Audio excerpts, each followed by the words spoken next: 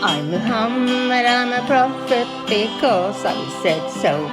I have this hairy mole right on my shoulder, you know.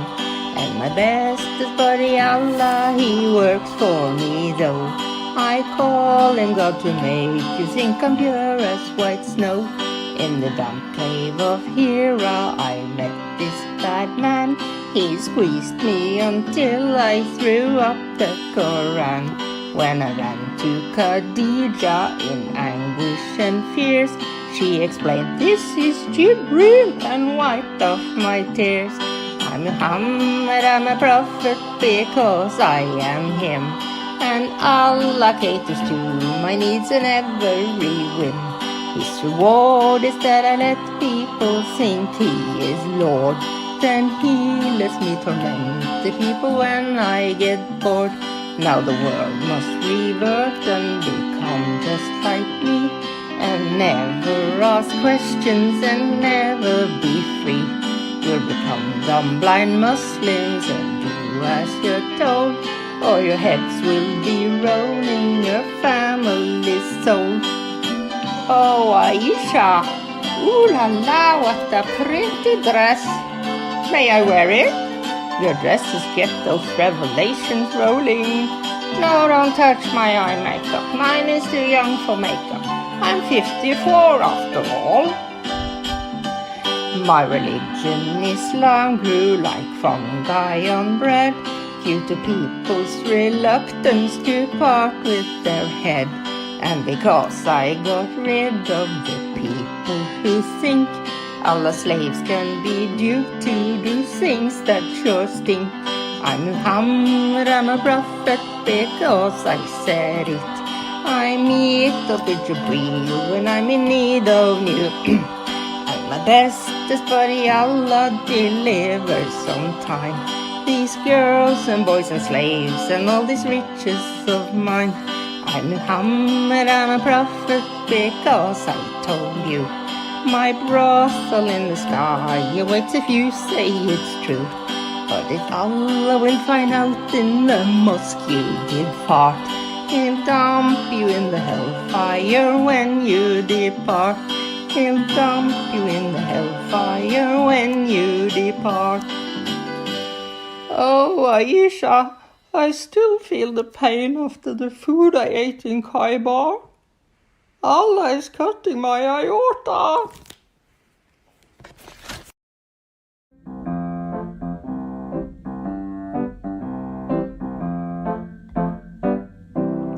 Allah is a false God, a false God, a false God. Allah is a false God, a false God. Allah is a false God, a false God, a false God. Allah is a false God, a false God. And Muhammad is not a prophet. Muhammad is not a prophet. If you want grace and mercy and love, Islam is not for you. But Jesus is the way, the truth, and the life. Jesus is the King of Kings who died to save us all. If you just repent and believe He took your sins on the cross, then mercy and grace, forgiveness and love, eternity can be yours. Hallelujah. Let Lord Jesus Christ shine forth. Good morning, good afternoon, good evening, wherever you are joining us. Welcome to live stream to talk about, is the biography of Muhammad and the Hadith is reliable? And I've got a guest who joined me 4 minutes later than he was supposed to be here. Okay, he's not here. My guest is kind of not here. I don't know what's happening with my guest. 1 minute 4 seconds before I go live, my guest sends me a message to asking if I send him the link. No, actually, it all starts 1 minute 8 seconds to the live stream. He tells me 6 minutes, and then while song is playing, he asks me for the link. Yeah, so clearly from this side things are not working well. but hope by God's grace you are all well and delighting in our glorious God. So, okay, my guest is here. Peace of Christ be with you. Hi, Hatun. God bless you. How are you? I was okay a couple of minutes ago, but I'm stressed about you are late and I don't even know if you are prepared right now. Well, where have you been? I've been waiting on you. Did someone told you you look reasonable when you lie? No, okay. I was running late. Thank you for confirming that. How are you doing, brother? Better than I deserve. How are you? Good, doing Are okay. we live? Yes, we are live. We've been live for 5 minutes 55 seconds. Okay. Hello, everyone. Just getting things ready here on my end. The story of my life, Hatun. I'm like that rabbit on Alice in Brother, Wonderland. He's always late. I need a I am grateful you are Mr. Excuses and you can come up with lots of excuses, but none of them are justified. You make appointment and return late, but that's okay. I'm gonna just let that go. It's just not helpful. It's not good for my blood pressure, brother. Yeah, that's not good for anybody's blood pressure, Hatun. Okay, so I ask you to talk about the reliability of the Hadith and the Seerah. Correct. That's what you are here, right? You got those materials. Yes, I am. Okay, cancel that. Yes, I am actually trying to export my files, but it's not letting me. So I'm going to, as I'm speaking, I'm going to be sending you some information. And yeah, it's important that we understand what the subject matter is here. I've told you, you have to be prepared, Hatun. This is not acceptable by any means for anyone to be unprepared for people who are giving their time to watch the program and learn some information. So we have to take notes on and improve for the next time, correct? In principle, yes, but that doesn't look like it's working for you. It's just like we are having similar conversation, I think almost the beginning of every live stream. And literally like just before we get into the live stream, I'm just like, Lord, patience, help me, Lord. And then God just puts you here and then all my kind of good characters just got destroyed. So what we are going to do is we will be talking about whether Muslims as well as non-Muslims can trust the customs of Muhammad. What the Muslim sources, Muslim scholars tells us, as well as how do we see these things from Christian perspective. When I say customs of Muhammad, I'm simply talking about Hadith, and then also we will have the same attitude for the biography of Muhammad. I don't know what do you have in your what do you have you are gonna teach us today, brother. But overall, kind of, I am assuming by end of the live stream, it will make sense to us what Yasir Qadhi said a couple of months ago regarding the historical reliability of the Hadith, as well as what Muslim scholars such as Shabir Ali simply says, well, we simply say no to those Hadiths. So that will give us an idea, because when we look through Islamic tradition, we will see Muslims are fighting with one another regarding the Hadith, as well as there are some books are written. Kind of when you read it, just makes you wonder what's wrong with Islam. What else might be wrong with Islam, actually? Would that be right assumption to expect from you, brother? Yeah, we want to know what actually Muslim scholars themselves say about the Hadiths and the Seerah. We hear this terminology a lot. Especially during lectures or presentations. If it's a Christian presenting on Islam or a non-Christian, there are terms that are being used that the audience is not really familiar with. Or if they're familiar with the terms, they're not really too sure of how to go about using the information. Because sometimes I do see a lot of comments or a lot of discussions online or in person, and people here's a term most everybody will be familiar with: sahih or da'if, either authentic or weak. And these are used by Muslims to discredit the information that the Christians presenting, or to solidify their information. But I often see it misapplied or misused, and one or the other side or both sides don't understand how the actual scholars use these terms and what they really mean in order for them to apply them the way they are. For instance, somebody brings up a questionable moral action by Muhammad, maybe engaging with a 6-year-old child in sexual relations. And the Muslim will respond by saying, well, that's not a Sahih reference, which it actually is. But that's what you'll hear. Well, what they're trying to tell you is that it's not an authentic reference, and therefore it's not really credible, or it can be dismissed. And the problem is that even if it was a weak reference, there are ways that the Muslim scholars apply this information or use it to show that a weak hadith can actually be raised to the level that is where it can be applied as authentic. Okay, I just need to pause you there for a second. Do I need to keep eye on my emails regarding anything you are going to send me? Yeah, it's sent. I just hit send right now as you asked me that. Okay. So you are kind of using certain words. I'm not sure whether I am fully clear about the termings and how did these phrases end up in Islamic tradition. For example, you said something as weak hadith, and I don't know where does that come from. Can you kind of unpack why did you use such a term when it comes to the customs of Muhammad? What does that term even means? Yeah, so we'll see from some of the Muslim scholars, and I did download a lot of the introductions to a lot of the books that I was referencing in order to just get the intro to the hadiths. And this is where they pretty much give you the meat of what the entire book's going to be. So what's important to me is understanding some of the terminology they're using, a little bit of the history, the background, and the development of these things like you're asking. So what we find in a lot of the introductions to these books, and I'll show some of the books here, is that supposedly Muhammad started getting revelations from this angelic being.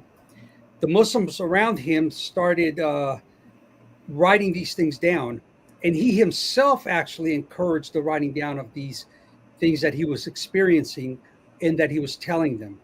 Not all the, here's another thing that we're going to have to deal with, is that not all Muslims agree on this, that the earliest writings of the life of Muhammad predate the Quran. Some of them say that the hadiths were being written down before the Quran. Some say that they were written during the life of Muhammad, some after. Some say that they were memorized and written down. Some will say that they were only memorized. Some say that they were written down and then passed on to others, and then copied and retransmitted. You'll find some scholars, and even the Quran itself, claim that it is a hadith. So the Quran is considered a hadith. And that was the best of the hadiths or narrations, and we'll get their terminology and their definitions. So what this material that they were writing down ended up being called was basically the sayings or the practice of Muhammad, which is, and you'll see how some of the Muslims define hadith in different ways, or sunnah. Some of them will say that there's overlap between the hadith terminology and the sunnah or sunan terminology, where it's sometimes one, most people in the West will think one is the life and practice of the community, how they're supposed to act out, and the other one is a specific reference to the narrations themselves. So, brother, okay, you are expressing to me that when we talk about hadith, there are different definitions. Even Quran is being identified as the best hadith, all that.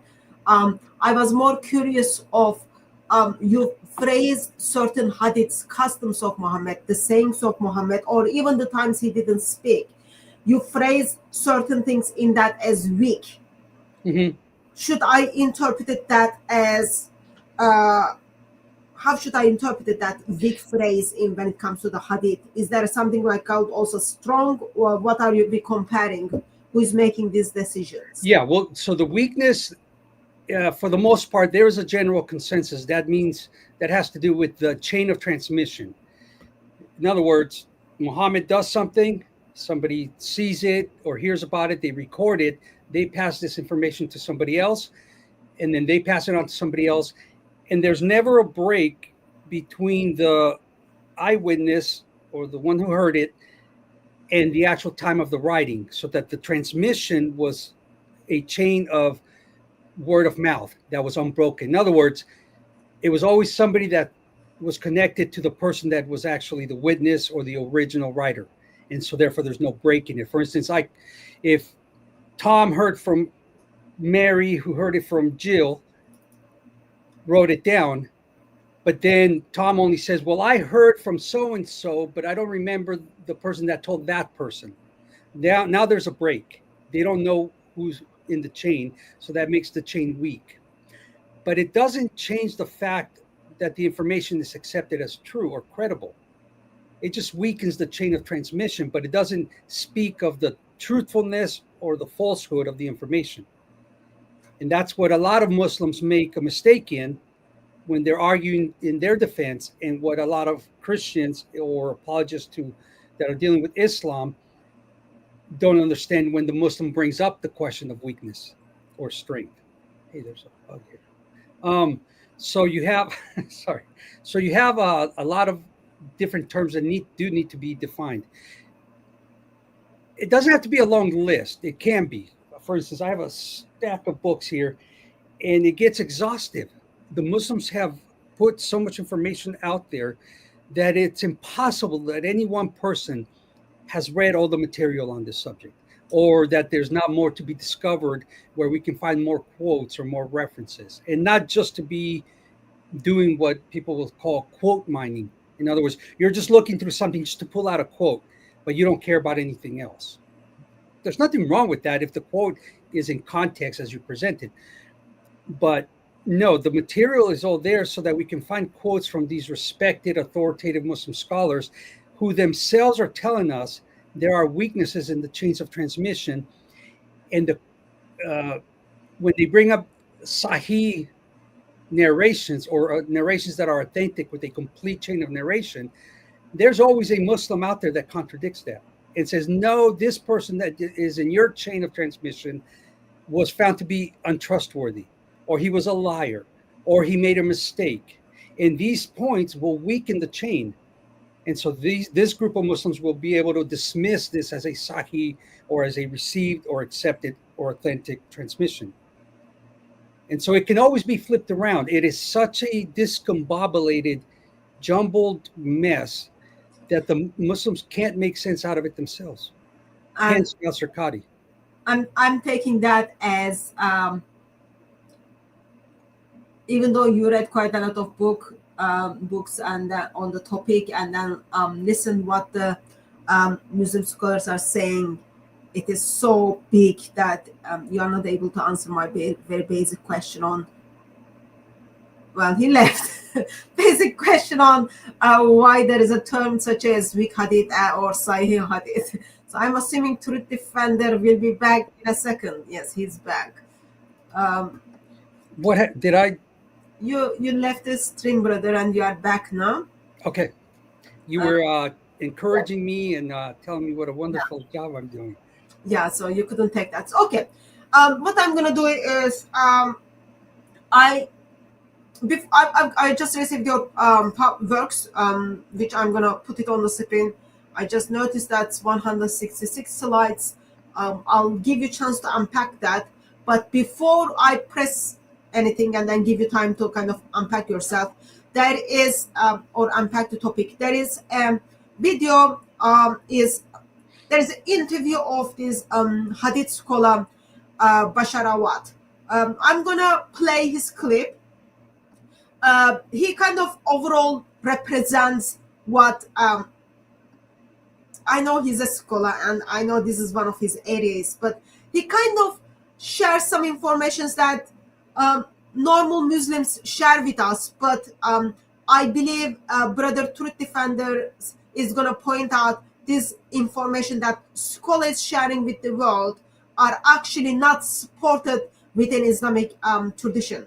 Would you be okay for me to play that video, brother? Sure. Okay. Share screen.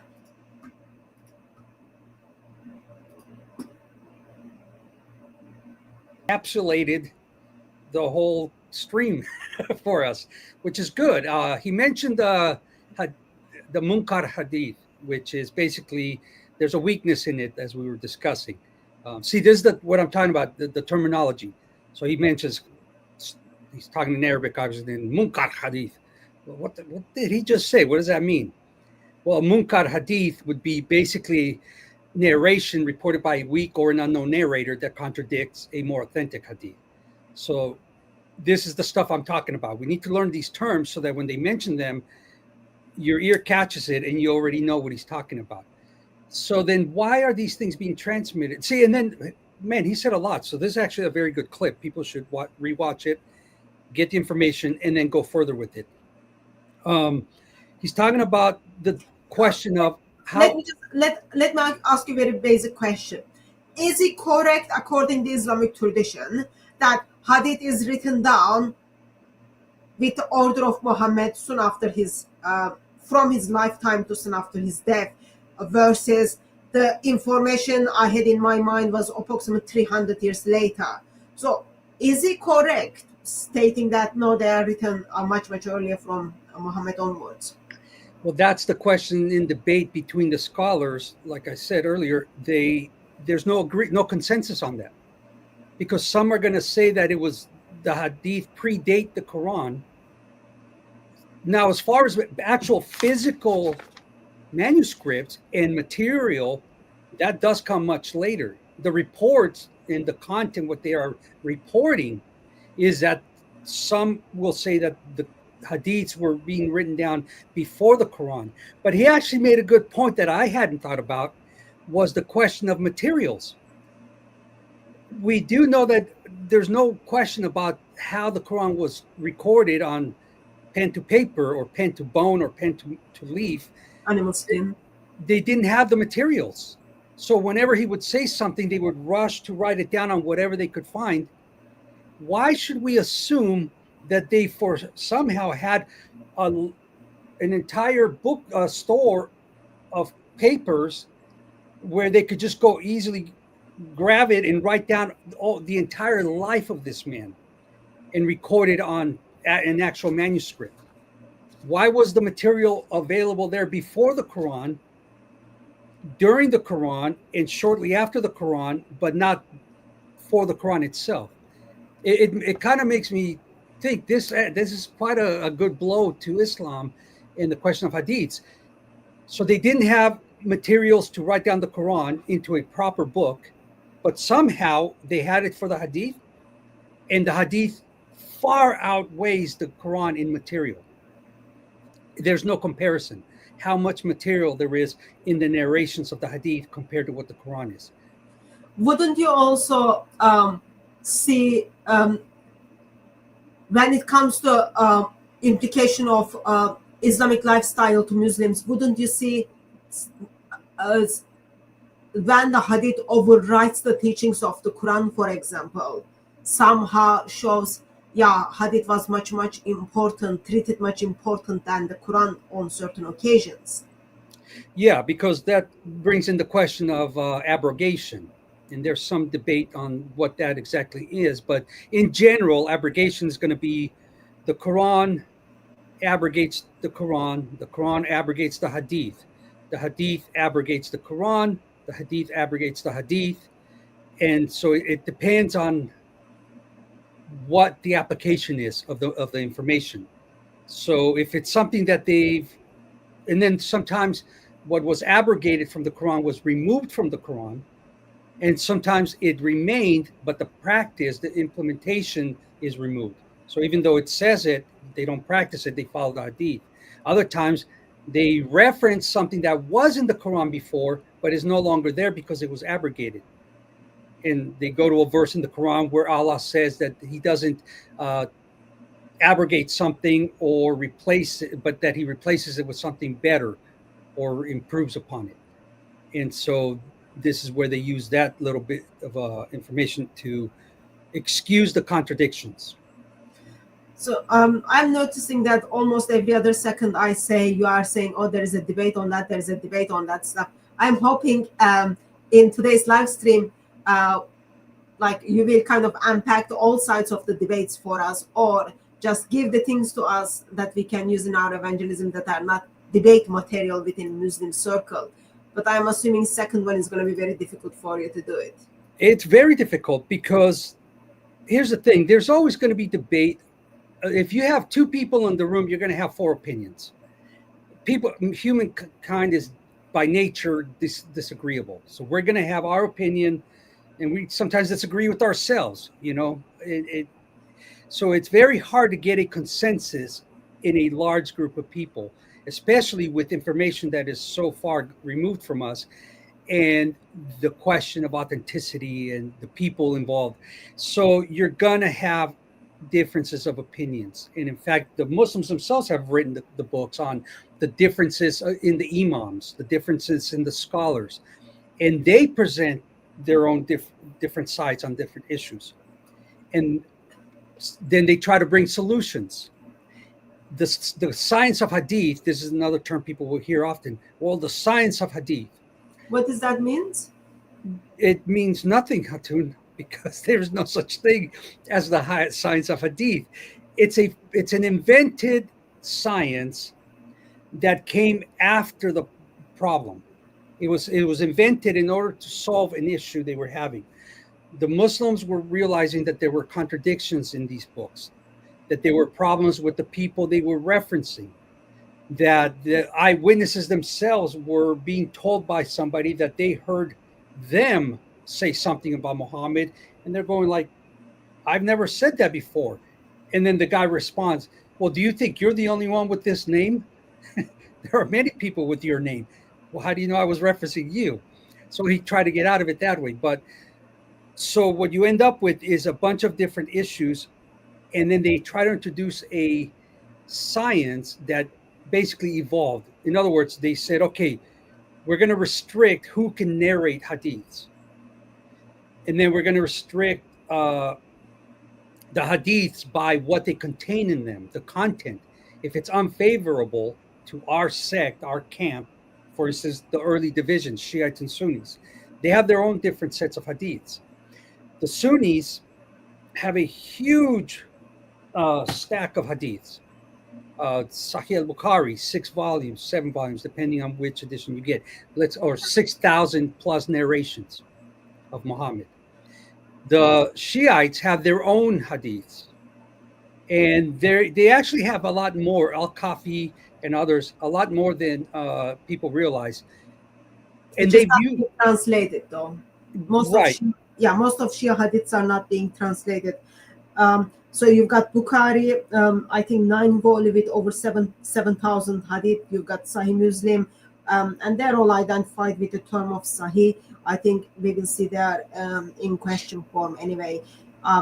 Not we will see, Muslims are going to point it out there in question form.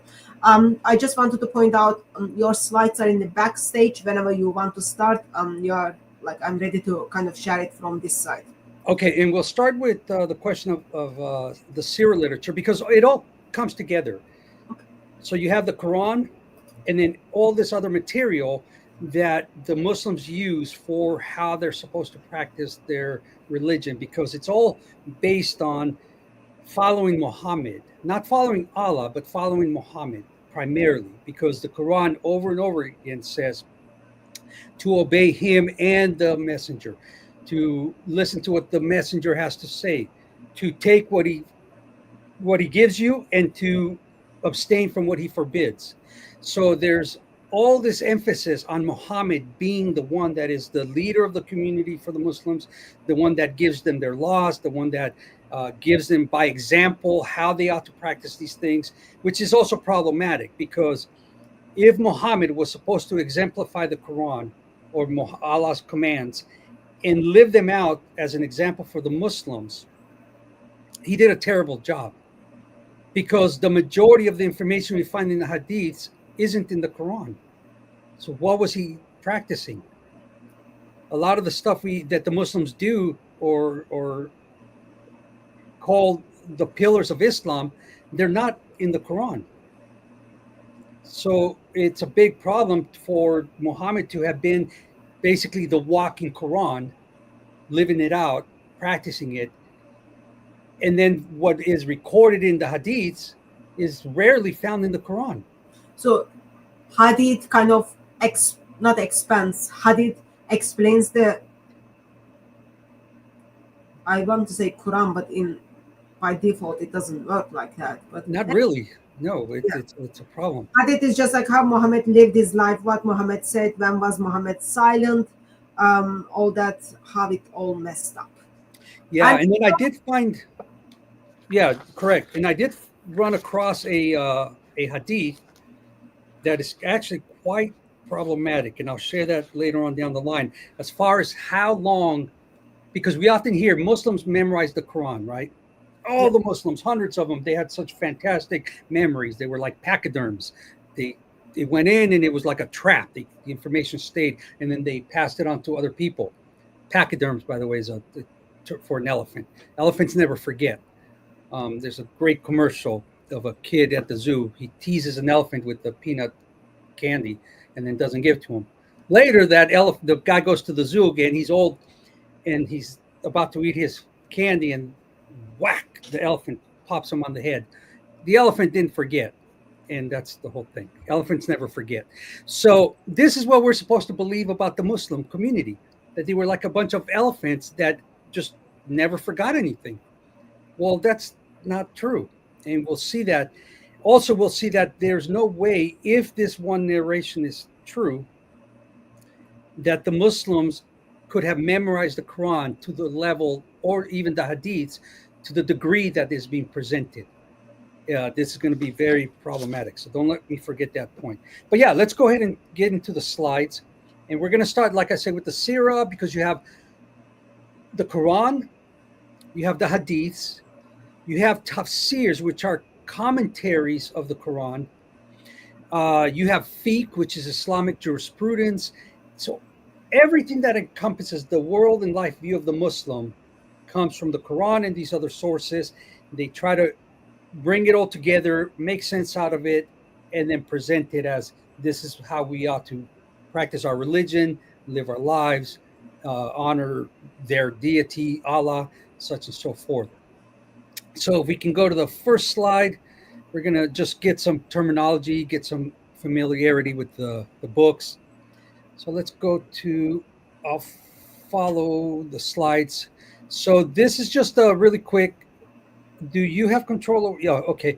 We can go past this. This is a book by Robert Spencer. Brother, would you like to have the control of the slides from your side? Yeah, give me control, Hatun.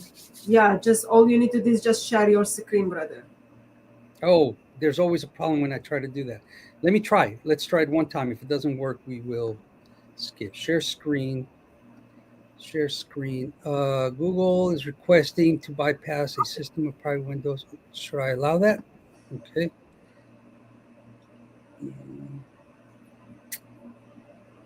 Okay. So now what do I do? Are you sharing the screen? Entire screen or window? You want to share the window of where the slides are. Okay. Let me see. Did it work? Okay, yeah. I'm seeing them in not presentation view, but that's okay, I guess. Oh, wow. Let's see what I'm seeing. I have a YouTube page open and I don't see it on. Oh, there it is. Okay. Put them on the presentation view and then share the screen. Okay, let's see. How do I? Okay. That's why it is always helpful that you turn up the live streams a little bit earlier, so those things can already be sorted out. But that's okay. Let's see. God knows waiting is not my gift. Patience is not my gift. And then he puts people in front of me that, yeah, learn. Okay. So is it still there? It's coming. Yeah. Okay. So do you see it click over when I click to the different ones? Yeah, it's not. It's still not in presentation view. That's fine. Oh, like you mean do that? Yeah, and then you need to share the other screen. Okay. I'm not. I don't understand what you mean by that. What am Like I? right now, so right now I am seeing your PowerPoint slides screen. Like I can see, like number 13 on the side. Like it's not. This is not the presentation view. What do you mean by presentation view? I don't know what that is. Okay, that means what we Full are going screen, to you do is mean? I'm removing you from your PowerPoints, and then I will be sharing from this side. So I'm going to gently ask you to make sure you are clear regarding what slide you want people to see. Okay, brother? Oh, did I just get fired? Okay. Not on the live stream, brother. After the live stream. Let's go. So we are in Okay. slide Yeah, number so 2. This is wonderful book by Robert Spencer. yeah, so we can go through that quickly. Basically, it's a biography of Muhammad, and there's some debates online about, did Muhammad exist? Did he not exist? You folks can do your own homework, make up your own mind, and there's no need to get nasty about the position. Just follow your convictions. If you think you've got the information that proves Muhammad was the question is this: is the Muhammad of the religion a real historical figure according to their sources, or is he not? Is there embellishment? Is there mythology? Is there invention, fabrication, lies involved in that? Or did he not exist at all? And he's basically like a Santa Claus or an Easter bunny. So that's the question. And different scholars, different apologists are presenting their positions based on the material they're studying and presenting. So it's up to you, the individual, to do your own homework and not simply be don't just jump on the bandwagon of the popular person you follow. Do your homework and have the integrity to have a position based on your own studies and not on somebody else's. Because when I read these books, I'll follow the footnotes. I'll look at the sources they cite, and then I'm going to go look them up, and I'm going to study them for myself.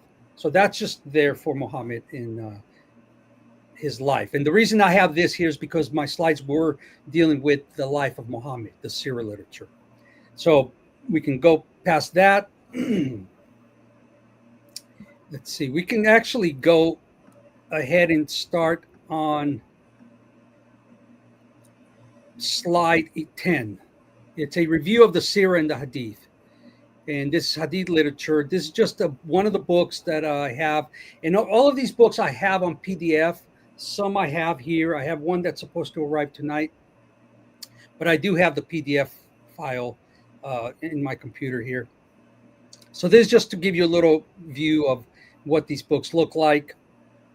I do want to go down to slide 17 and give you a little bit of what one of these books has to say. Okay, you are not going to make a comment on Sidki's book? Yeah, we'll see. People can pause and screenshot them and then just read. This is basically, like I said, it's beneficial if you get a book. Here's how I do it. You read the book, you read the table of contents, you read the back of the book, the description, you look at the different chapters, the headings, and then I start reading it. And then if I want to go topical based on some of the topics they're talking about, I'll read that section. Otherwise, I'll just go from cover to cover. Was there a specific question you were asking, Hutchin? Okay, next slide. I'm in slide 17. Would you like me to move to the next slide, brother? Next slide, yes. So this is a book, a textbook on Hadith studies and political differences. This is from the book itself. Let me just point out something, brother. Sorry. I just wanted to point out author of the book, Muhammad Hashim Kamali. Okay? Not Jackson, not John, not Robert. Muhammad Hashim Kamali. Yeah, and of course you're going to have different degrees of respect for the different scholars by the Muslims. That's irrelevant. It's up. They're producing the books. They're being they're authors for their communities. Let them settle those issues. Like I said before on another presentation, uh, I am done trying to figure out the battle between the Shiites and the Sunnis and the Sufis and deciding who's the real Muslim here. If they're claiming to be Muslims and they're producing information and it's being uh, propagated, I'm going to quote it. Somebody once said, if you didn't want to be quoted, you shouldn't have said it. And believe me, I've learned that a couple of times where I've said things I shouldn't have said, but you can't take it back. If you didn't want to be quoted, you shouldn't have said it. They wrote this stuff down. I'm reading it, and I'm just asking them to reconcile it on their own, in their house. And Here's- there is nothing wrong to say I stand corrected. If Correct. you make a mistake, you stand corrected. You repent from your mistakes. Right. You learn from them. You don't kind of go and then kind of repeat them again and again. Yes, brother. Slide number 18 on the screen. Right. So what we have here is political differences between Ali and Abu Bakr, Ali and Muawiyah, Ali and Aisha, between Abd Allah bin Zubair and Abd al-Malik bin Marwan, and generally between the Umayyads and Abbasids, these are Islamic dynasties, were among the causes of hadith forgery. Numerous fabricated ahadith, which is the plural for hadith, have thus been recorded in condemnation of Muawiyah, including, next slide, for example, the one in which the Prophet is quoted to have ordered the Muslims, when you see Muawiyah on my pulpit, kill him. The fanatical supporters of Muawiyah in the Umayyad dynasty are, on the other hand, known to have fabricated hadiths such as the trusted ones are three. One, Gabriel and Muawiyah. Yeah, are three. I, and then Gabriel, and then Muawiyah. So political motives also seem to be behind the so-called hadith. For example, that when the caliphate reaches Bani al-Abbas, it will not leave them until they surrender it to Jesus, the son of Mary. And one more.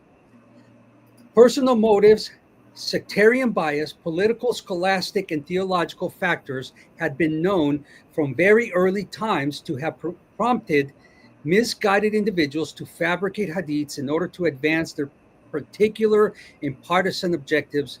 We also note that the 20th century scholarship on hadith that has originated in the works of some Orientalists is no less controversial in its sweeping generalizations that tend to further undermine the credibility of hadith. So what he's saying is, from very early on, there was political issues, disagreements between the followers of Muhammad, even with Aisha. So this is the time of Muhammad. This is the earliest period. There's already a problem with division, argumentation, fabrication, so that you are dealing with a plethora of problems from the very beginning. So how are we supposed to make heads or tails out of this if their earliest authorities were having debates about this and issues and accusing one another of fabrication? And we can see the political agendas, that they were inventing these hadiths or narrations that benefited or were in support of their faction or their sect. Remember, Shiite Ali, the sect or the faction of Ali, that's what they're called, or how they're known. You have the Sunnis. So these splits caused, by necessity, narrations that were contradictory to the opposition and in favor of their camp. This is, again, from this Muslim, his publication, his introduction, their material. I'm not accusing the Muslims of fabricating material. They're telling us that they fabricated material. Not hadith.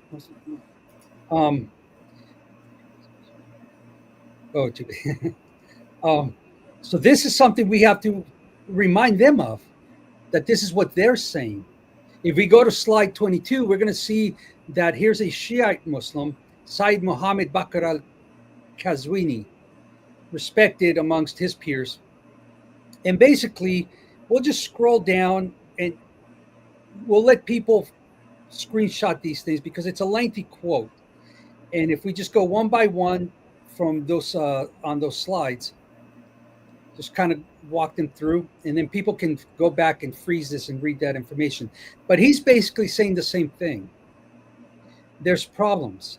So what is that same thing? That people are coming up with the quotations that fits in their political view, or they want it to be practiced, they want it to be done. Yeah, that there's problems with the biography of Muhammad, that the narrations were early on, but they've been lost, that the material that we have today comes from earlier sources that are no longer in existence, that there's just hearsay about what was really there early on.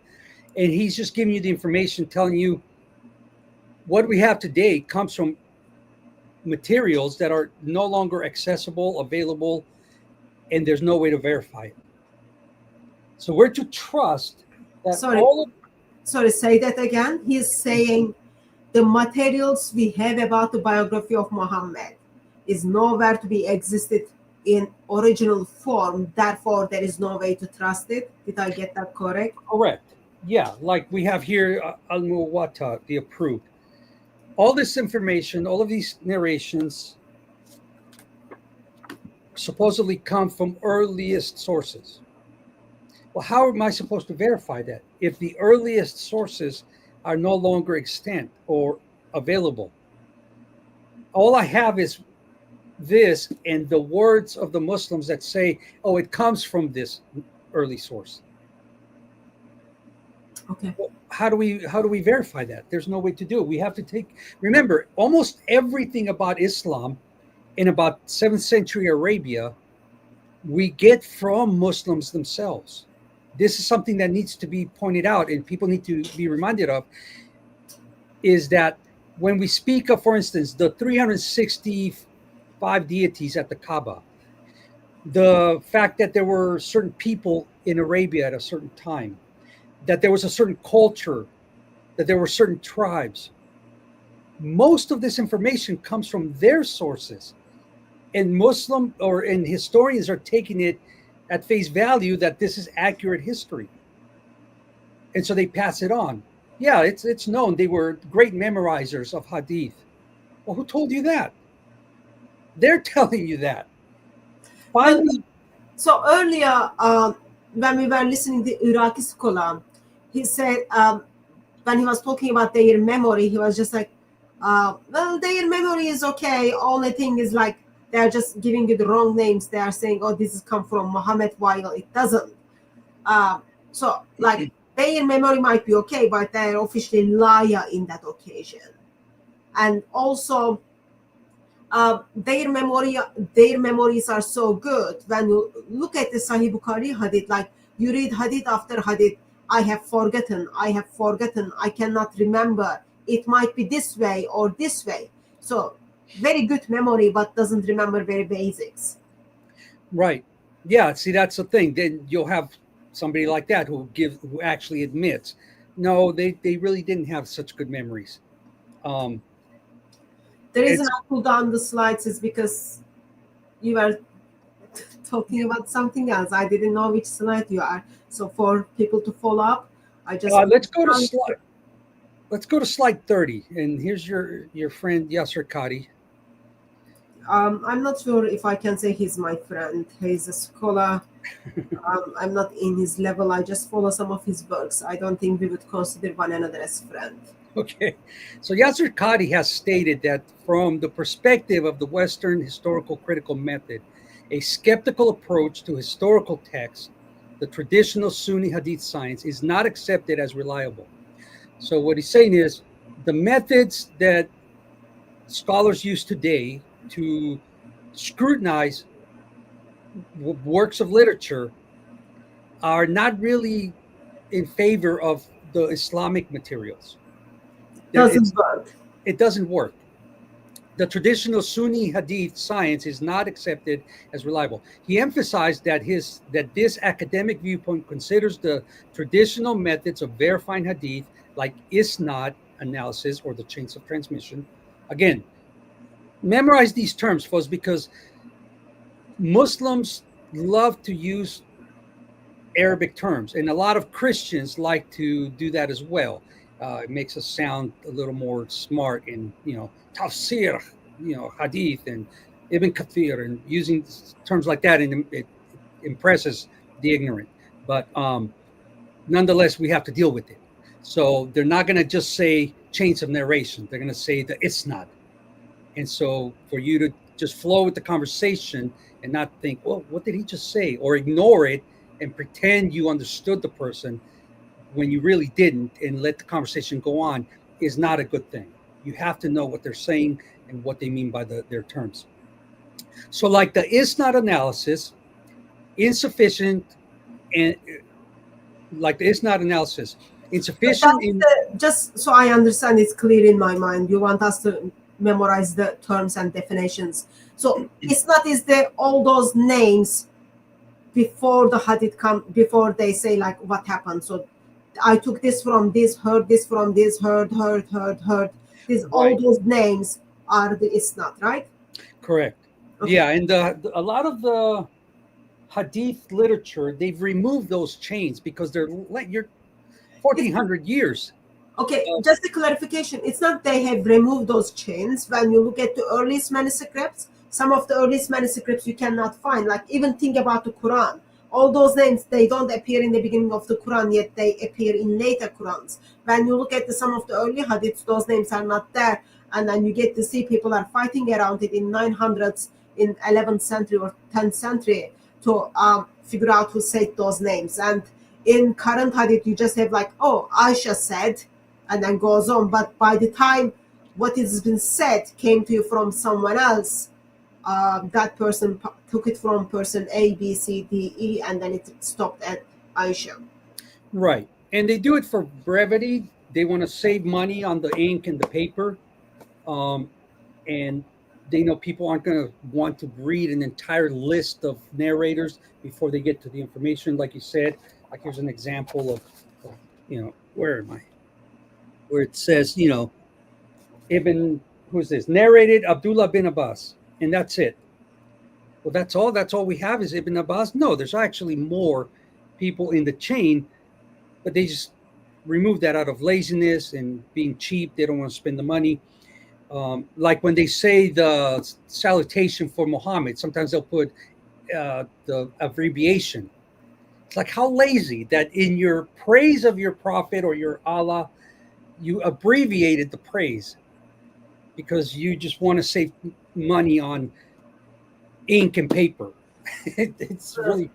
There is nothing wrong to be poor. Muslims are always, they were poor. Remember, even they took half of the world and they were in the power, going from place to place and then taking people's property, even cutting their trees, torturing people, burning their chest, taking their money.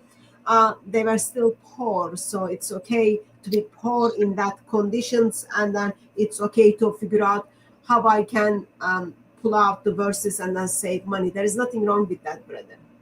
Okay. So if we go to the next slide, we basically got what Yasir Qadhi was saying. Then we have our friend Shabir Ali, who basically has the same position where he's not very confident in the hadiths. And this has developed because it's come out more and more that he's more and more liberal on this. Shabir Ali doesn't entirely reject the hadith, but argues that their reliability varies, with some being questionable due to potential for corruption, political agendas, or inconsistency with the Quran, necessitating a critical and discerning approach to their interpretation and acceptance.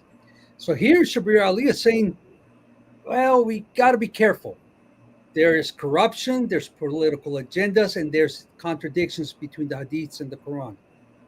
But wait a minute, who gave us the hadiths? Wasn't it the Muslim community? Wasn't it those who were witnessing Muhammad's life and practice that had perfect memories, who wrote things down, transmitted them, and gave us an accurate life and practice of Muhammad to follow? Well, here Shabir Ali is saying it's questionable. You have to be careful.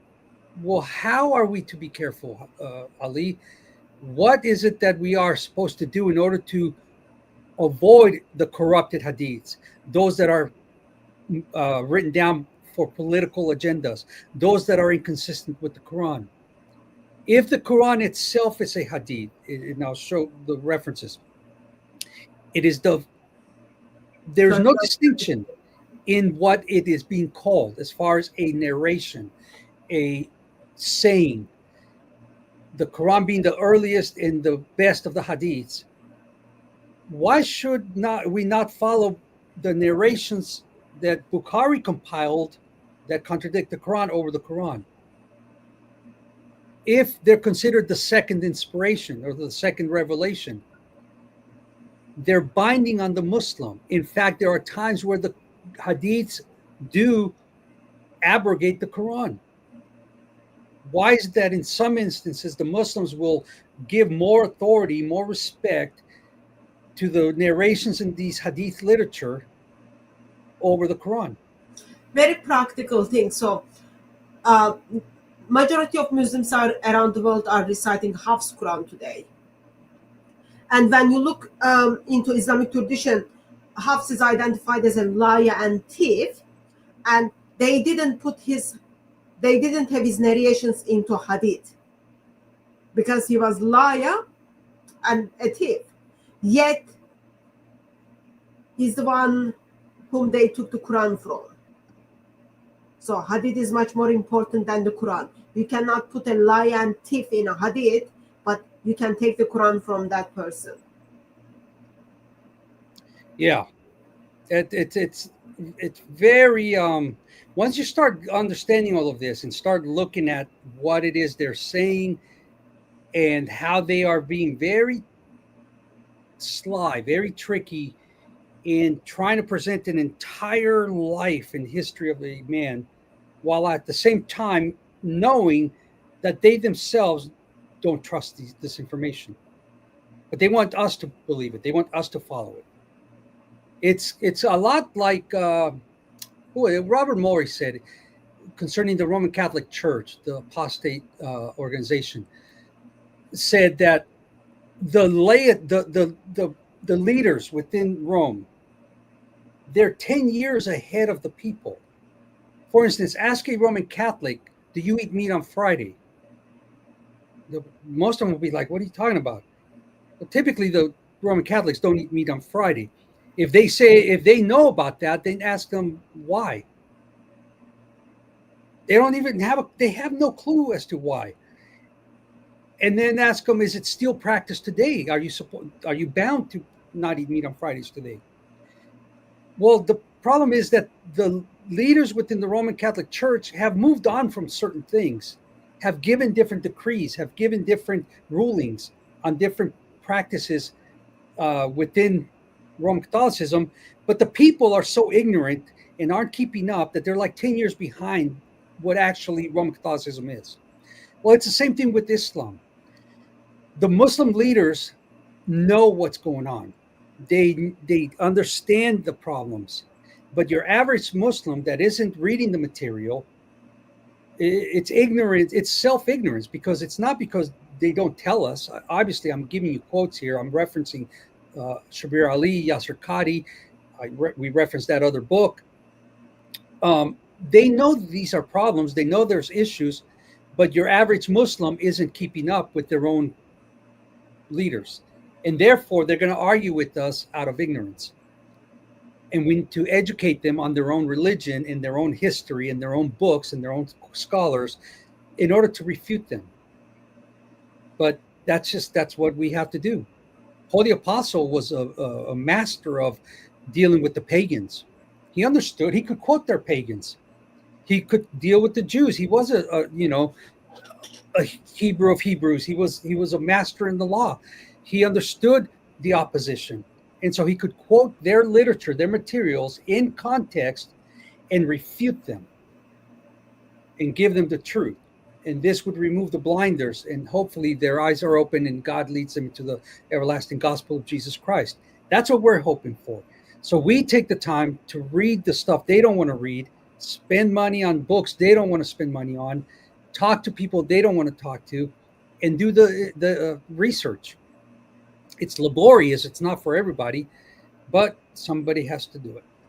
So if we now move from Shabir Ali, slide 33, we can look at what the biography of Muhammad is. Here it is. This is the most popular one by Ibn Ishaq. It's about 900 pages, 800 and something, 800 pages. So it's not a small read, but it's something we need to do if we're going to be dealing with this religion. And it goes for any other religion. If you're going to be dealing with the Mormons, Jehovah's Witnesses, Roman Catholicism, Eastern Orthodoxy, the Baha'is, the Church of Satan, and all these other false cults, religions, and whatnot, you need to study their material so that you don't get accused of fabrication, lying, corruption. Will you make mistakes down the line?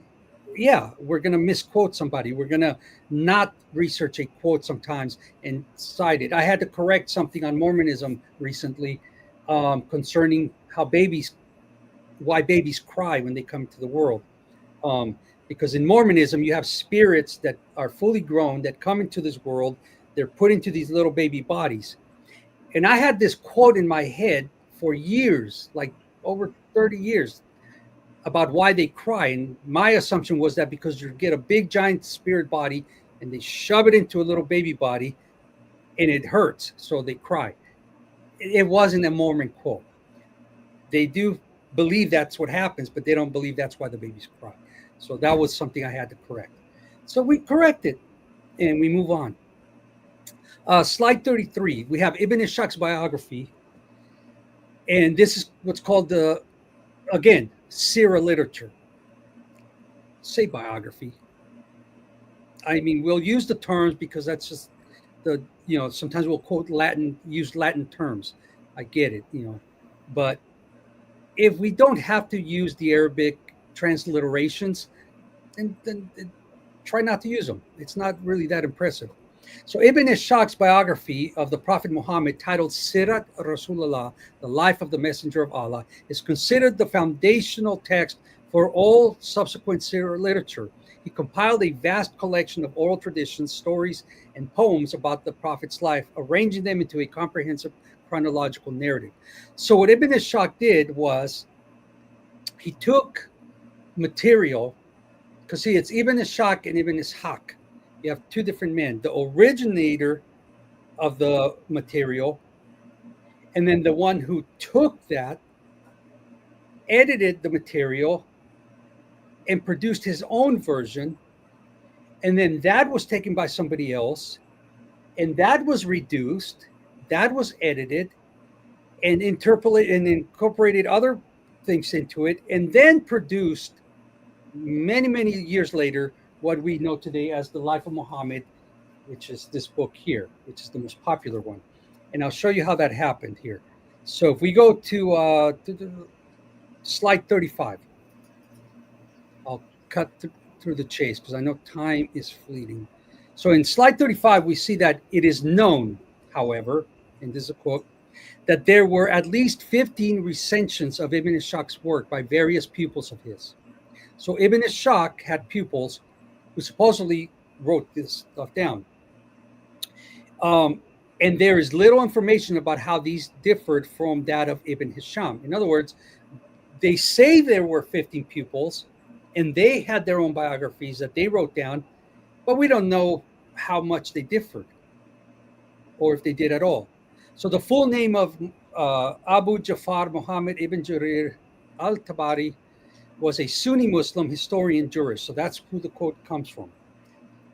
And then if we go to the next slide, the Life of Muhammad, the most credible and authoritative biography of Muhammad comes to us 202 years after his death. So you have Muhammad, and then 200 years later, you have the first biography on the man. we have the New Testament writers writing within the life of the events. There's a huge difference there. The Bible, the New Testament, is written at a time where you could go question the eyewitnesses, people that were there, that could have verified the information. And we have some narration places where they did go. When we have the book of Acts, and we have where we have the writer of the book of Acts going to the eyewitnesses and verifying the information and giving it to us. But here with the life of Muhammad, remember, a biography, a document that records the life of a person, doesn't come to us concerning Muhammad until 200 years later. How is that going to be verified? Muslim biographies, Muhammad died in AD 632. The earliest material on his life that we possess was written by Ibn Ishaq in AD 750. In other words, about 120 years after Muhammad's death. The question, and again, there's fluctuation on these dates, so don't get too riled up about a little variance within the dates. Leave room for that, because there's no certainty on a lot of this stuff. In other words, about 120 years after Muhammad's death, the question of authenticity becomes even more critical, because the original form of Ibn Ishaq's work is lost and is only available in parts in a later recension by Ibn Hisham, who died AD 834. Remember, Muhammad died in 632. So the earliest available recension of Ibn Hisham, of Ibn Ishaq, comes by Ibn Hisham, who died in 834, 200 years after the death of Muhammad. So Muhammad was 632, Ibn Ishaq was 750, and Ibn Hisham was 834. That's 200 years after Muhammad. I would like to point out something. Recently, in a conversation with a Muslim, he expressed, well, we shouldn't bother by that, because it is very normal that a person expressed that he knows people who wrote their own grandfather's biography, because they lived in the same household, and he knew enough to put down his grandfather's biography. He is in his, let's say, 50s, so his grandfather died like very, very long time ago. So if you come across with such a statements that, oh yeah, it's not that big deal, just helpful to remember, Ibn Hisham is not from the household of Muhammad, and there is 200 years gap between them.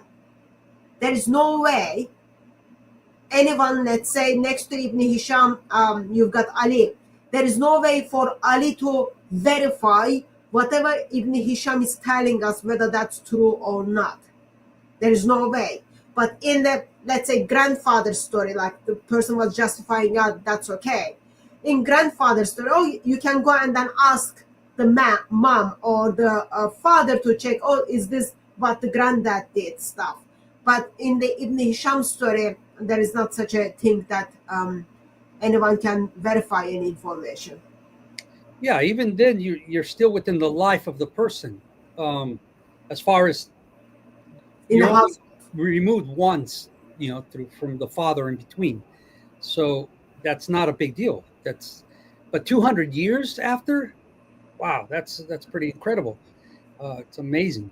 So then we have, that was in slide 36. We go to slide 37, and just to give a little information on the life of Muhammad here, give me a time frame that we have, Hatun, for this, because I do, like you said, I have a lot of slides, and I want to make sure I skip stuff that isn't really vital, but I think people need to know.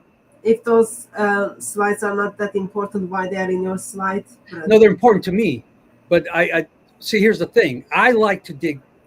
Look, here's my notes, Hatun. Okay, let's say like share with us the essentials that we can use outside, so we can use it in evangelism. So you make that decision. Let's do this. Let's go to slide 39. This way you know what the biography is. It will condense it. So The works of Ghulam include Islam, published by Penguin Publishers. So this is the book you're going to get on the life of Muhammad. This is your most authoritative one out there. Now, there are other ones. For instance, I have here the Sealed Nectar. Here it is.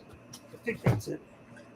No, that's a different one. See, I have a bunch of them. So the life of Muhammad. So I get a bunch of biographies on Muhammad, and I see and I read them, and you find the inconsistencies, the contradictions. For instance, in the Sealed Nectar, which is one of the more respected biographies of Muhammad, it's one of the older ones, and it's won many awards. It doesn't contain the part that Muslims like to quote a lot about Muhammad saying that there was no difference between an Arab, a non-Arab, a black, and a white. They use this when dealing with Muhammad's racism, trying to excuse his racism, and say, see, he said there was no difference between a black man and a white man, an Arab and a non-Arab. And he said this in his last sermon that's recorded in the biography. Well, the problem is the earliest biographies don't contain that. That's omitted from that sermon. It doesn't exist. They interpolated that from other things and introduced it into the sermon in the later biographies. But why isn't it in the earliest biographies? So this is one example of how they fabricate things to try to paint a different picture of Muhammad. So I'm going with the earlier one. It doesn't contain it. And so I can argue from that perspective that, no, you're inventing things about Muhammad, or you're taking things from different places, putting them where they don't belong, and saying, see, he said this in this context, in this way, when he really didn't. So this is the earliest biography you're going to find. If we go down to slide 43, we're going to learn about a man named Heinrich Ferdinand Wustenfeld, born on July 31st, 1808. So who is this guy? Why is he important? Well, because he's actually the one that compiled the material that produced this particular biography. If we go to slide 44, Wustenfeld dedicated most of his time to the study of Arabic, and the longer he studied, the more he focused exclusively on the Arabic language. This is just a little biography on him. And so what happened was he went to the different libraries where these older manuscripts were, and he compiled them, put them together, and this is where we get the biography of Muhammad. Muslims didn't do this. It wasn't the Muslims who produced the condensed book form biography of Muhammad. It was Western folks. It was non-Muslims. If we go to... Can I ask a practical question, brother? Sure. So when he was doing that, did he simply copied from one manuscript as it is, or he had to compile many different writings to put current Ibn Hisham together? Yeah, he had to collect different manuscripts. I think it was 4 different museums that he had to go get the manuscripts from and read them and okay, transpose them. So it wasn't just that there was an already made biography of Muhammad that he simply translated. No, he had to go and piece everything together. And then you got to ask, well, what criteria did he use? What made him think that this part was true? This part it belongs in there? Because of all the material that was available, why did he only produce what he did as the biography and make that the authoritative one? If we go to slide, what do we have here? Oh, slide 47. This is where it lists different museums. So Wustenfeld sourced his manuscripts from various German academic institutions. The primary manuscripts he used were located in Berlin, Leipzig, Göttingen, Hamburg. He compared these manuscripts to identify the most accurate. Well, how would he know? And complete version of the text, noting variations in readings and here's a weird word. It means an unfilled space. So there were places where there was missing information. And He had to figure out what to put in there in the different copies. The process of critical editing was a cornerstone of 19th century German Orientalism and set the standard for future editions of classical Arabic works. So basically, what he did was used as a standard for doing more works like it, of taking Arabic writings and translating them or compiling them and producing a standardized edition of it. But this So- is what he did. Just a practical question. Is there any manuscript from, let's say, 1700s, or 1700, that matches with the current Ibn Hisham I am reading? No, because it's a composite. Okay, so current Ibn Hisham we are reading is actually from 1800s. Basically. Okay. From these manuscripts, yeah. Just wanted to make sure we got that correct. And there is question of like, how did he decided which is more accurate, which is not? That's like kind of question again stands out. We are gently forced to ask such a question.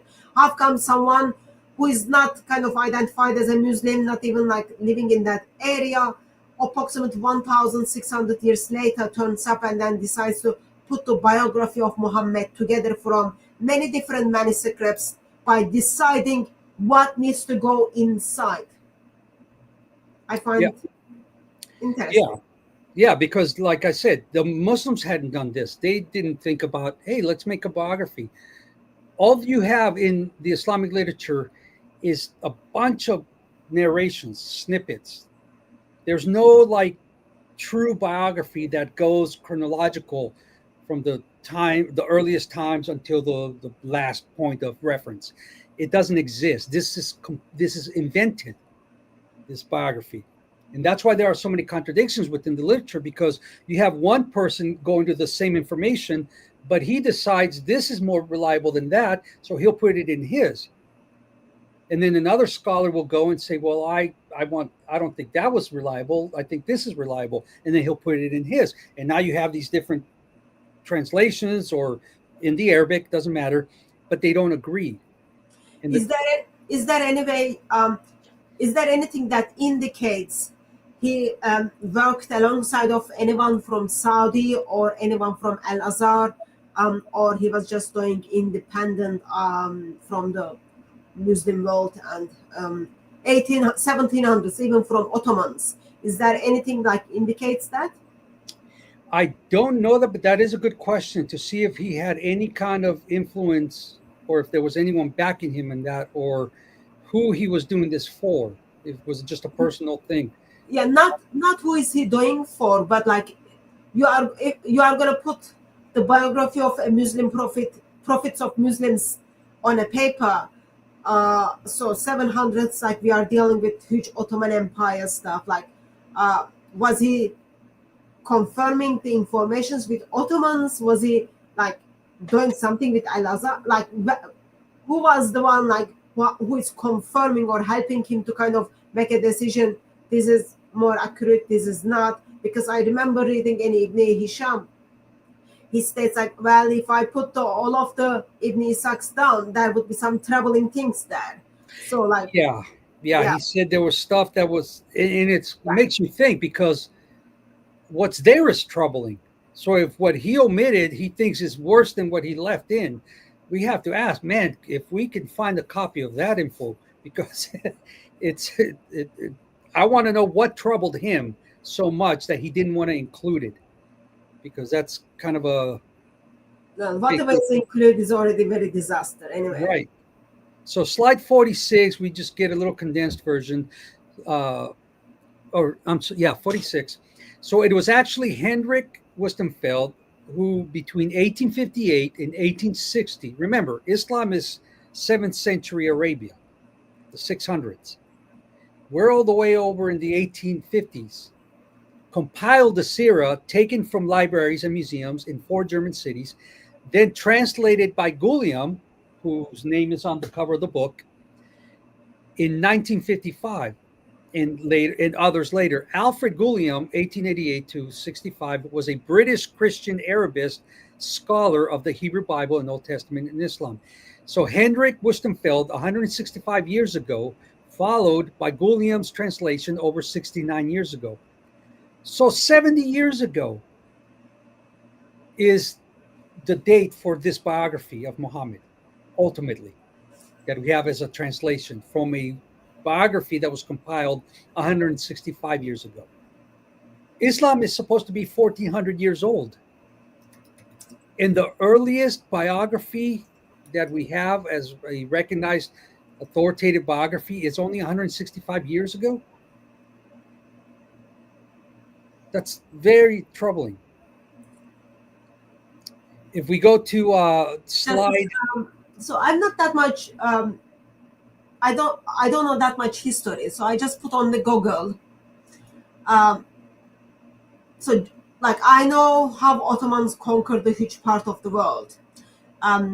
I just wanted to see what was in current Berlin in Germany around 1800s. So that's the Roman Empire. So that means kind of it's biography, manuscripts that is being used to translate put together the first Seerah is under the non-Muslim rulers, right? Yeah, it's under non-Islamic. Yeah, because the Ottoman was the last dynasty, I think, for the Muslim reign. But yeah, almost everything, the Muslims have a lot to be thankful for as far as, well, not really, because see, it's a catch-22 for the Muslim. Non-Muslims are the ones that have basically built their foundation of apologetics and of textual criticism and of biography. All of this stuff comes from the Western mind, not from the Muslim mind. But the problem is, now that they've accepted it and implemented it into their and made it their own, it's very troubling because the information we're finding is actually troublesome. So, yeah, very, it's a weird scenario that they have to thank us or thank the West for helping to structure their religion, but then they have to be upset because once we examine it after they've structured it, they don't like the picture that's presented. It paints a horrible picture. It's like, man, it would probably have been better for them if nobody would have studied Islam, the history of it, if nobody would have looked into the biography of Muhammad and just kept the religion, as a practice, a cultural thing. But once it got structured and then they presented it, this is our religion, this is our history, we're like, wow, that's a pretty bad history, pretty bad narratives that we read here. Oh, no, now they try to cover certain parts of it, patch it up. I find it's amazingly interesting. Muslims are ruling almost very big chunk of the world, yet they don't have the biography of Muhammad in their possession. It is in the possession of non-Muslims. Right. Yeah. So another biography that was done, not too many people know about it, because I've never heard of it until I started looking into this a little deeper. Slide 49. In 1864, the Heidelberg professor Gustav Wild published an annotated German translation in 2 volumes. He's a German. He's a Jew, right? Another German, right? The Deutsch. He's a Jew. German Jew, yeah? Right. So it even makes it worse. Who was an Orientalist and historian. So it's like strike 1, strike 2, strike 3. They're in bad shape here. So his academic work integrated Islamic traditions with contemporary 19th century intellectual trends, depicting Muhammad as a reformer. In his 1843 book, Muhammad, Death of Prophet, He drew on Quranic references and classical Islamic biographies like Ibn Hisham to construct a historical narrative of Muhammad's life.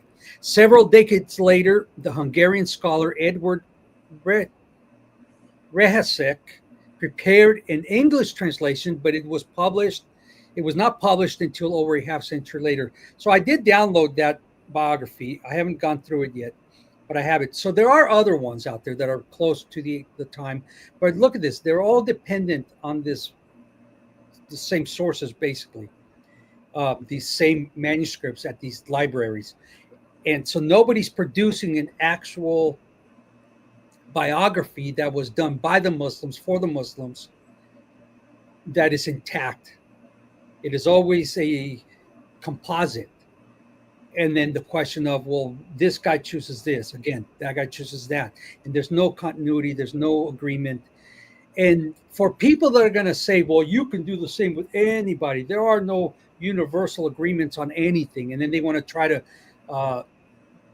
put that on either the New Testament, because I've heard this stupid comparison that you can do this with the New Testament or other historical things. To some extent, there are contradictions in biographies, in narratives, in history, but not like this. This is a unique problem in a world religion that claims to be historical. This is not just like, oh, there's some variance. Oh, there's a discrepancy here and there. Oh, there's an issue with a date, give or take a few years. No, we're talking about the entire life of the person being totally different from one perspective to another perspective. We're talking about the question of existence, not just a question of, well, did he go 2 miles or did he go 5 miles? Did he go to, did he call him Tom or did he call him John? No. We're asking the question, did this man even exist? That's serious. There is no scholar, no true historian, textual critic that is going to question the authenticity of the narratives in the New Testament. That's already been done. That's why we're applying these methods to the Islamic literature and other writings, because it's been done with the Bible.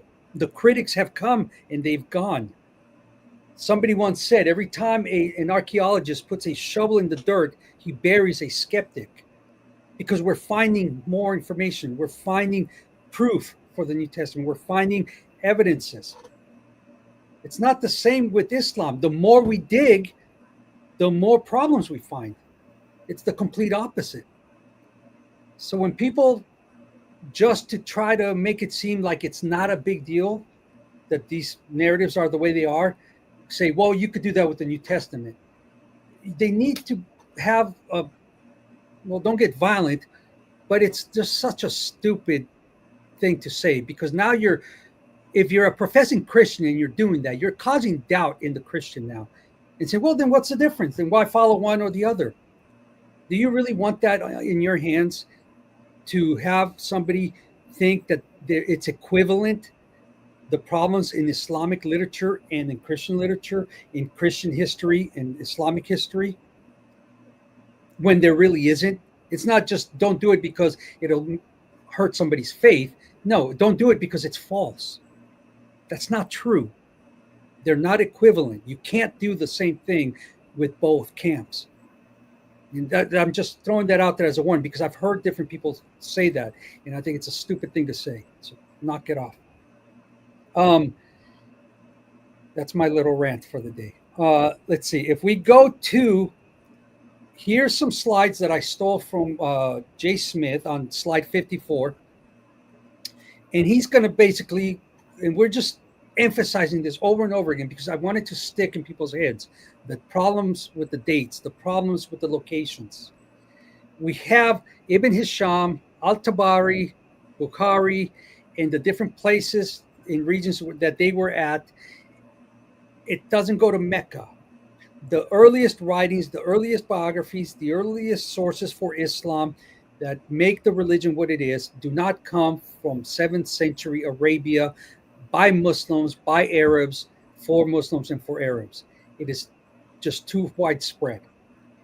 And so we would think that a religion that Allah, supposedly according to the narrations, gave to the Arab people who were supposed to be the best of people in the Arabic language, that's supposed to be the best of the languages for an Arabic community, Arab tribes, would be found in Arabia and would be found in Mecca, but it's not. So that's a problem. We can just scroll through a little bit down. And let's go down to slide 63. And I'll just give a list of some of the earliest biographies out there. And look at the dates. So 644 to 713. Now, these are claims, okay? Because a lot of the Muslim scholars will admit that these biographies have been lost. They don't exist, but they're referenced. Now, it is possible they're referencing true material, but it's we don't have it. So how are we ever going to verify? There is, I have done live stream about this so-called earliest biography of Muhammad with Robert Spencer. If those of you who are curious, it will be very, very helpful for you to check that live stream. His comment, we went through all of this, and then he kind of put us in a. He showed us the historical perspective of this. Yep. So we can go to trying to get through some of these other writings, the Hadith. Let's go to slide 73. So that's dealing with the biography, the Seerah literature. Now we can get into a little bit into the Hadiths. What we should have been getting into. And I have here, so I have different editions of Bukhari. This is the one I like because I like the old system, and I like books. I don't like PDF files as much.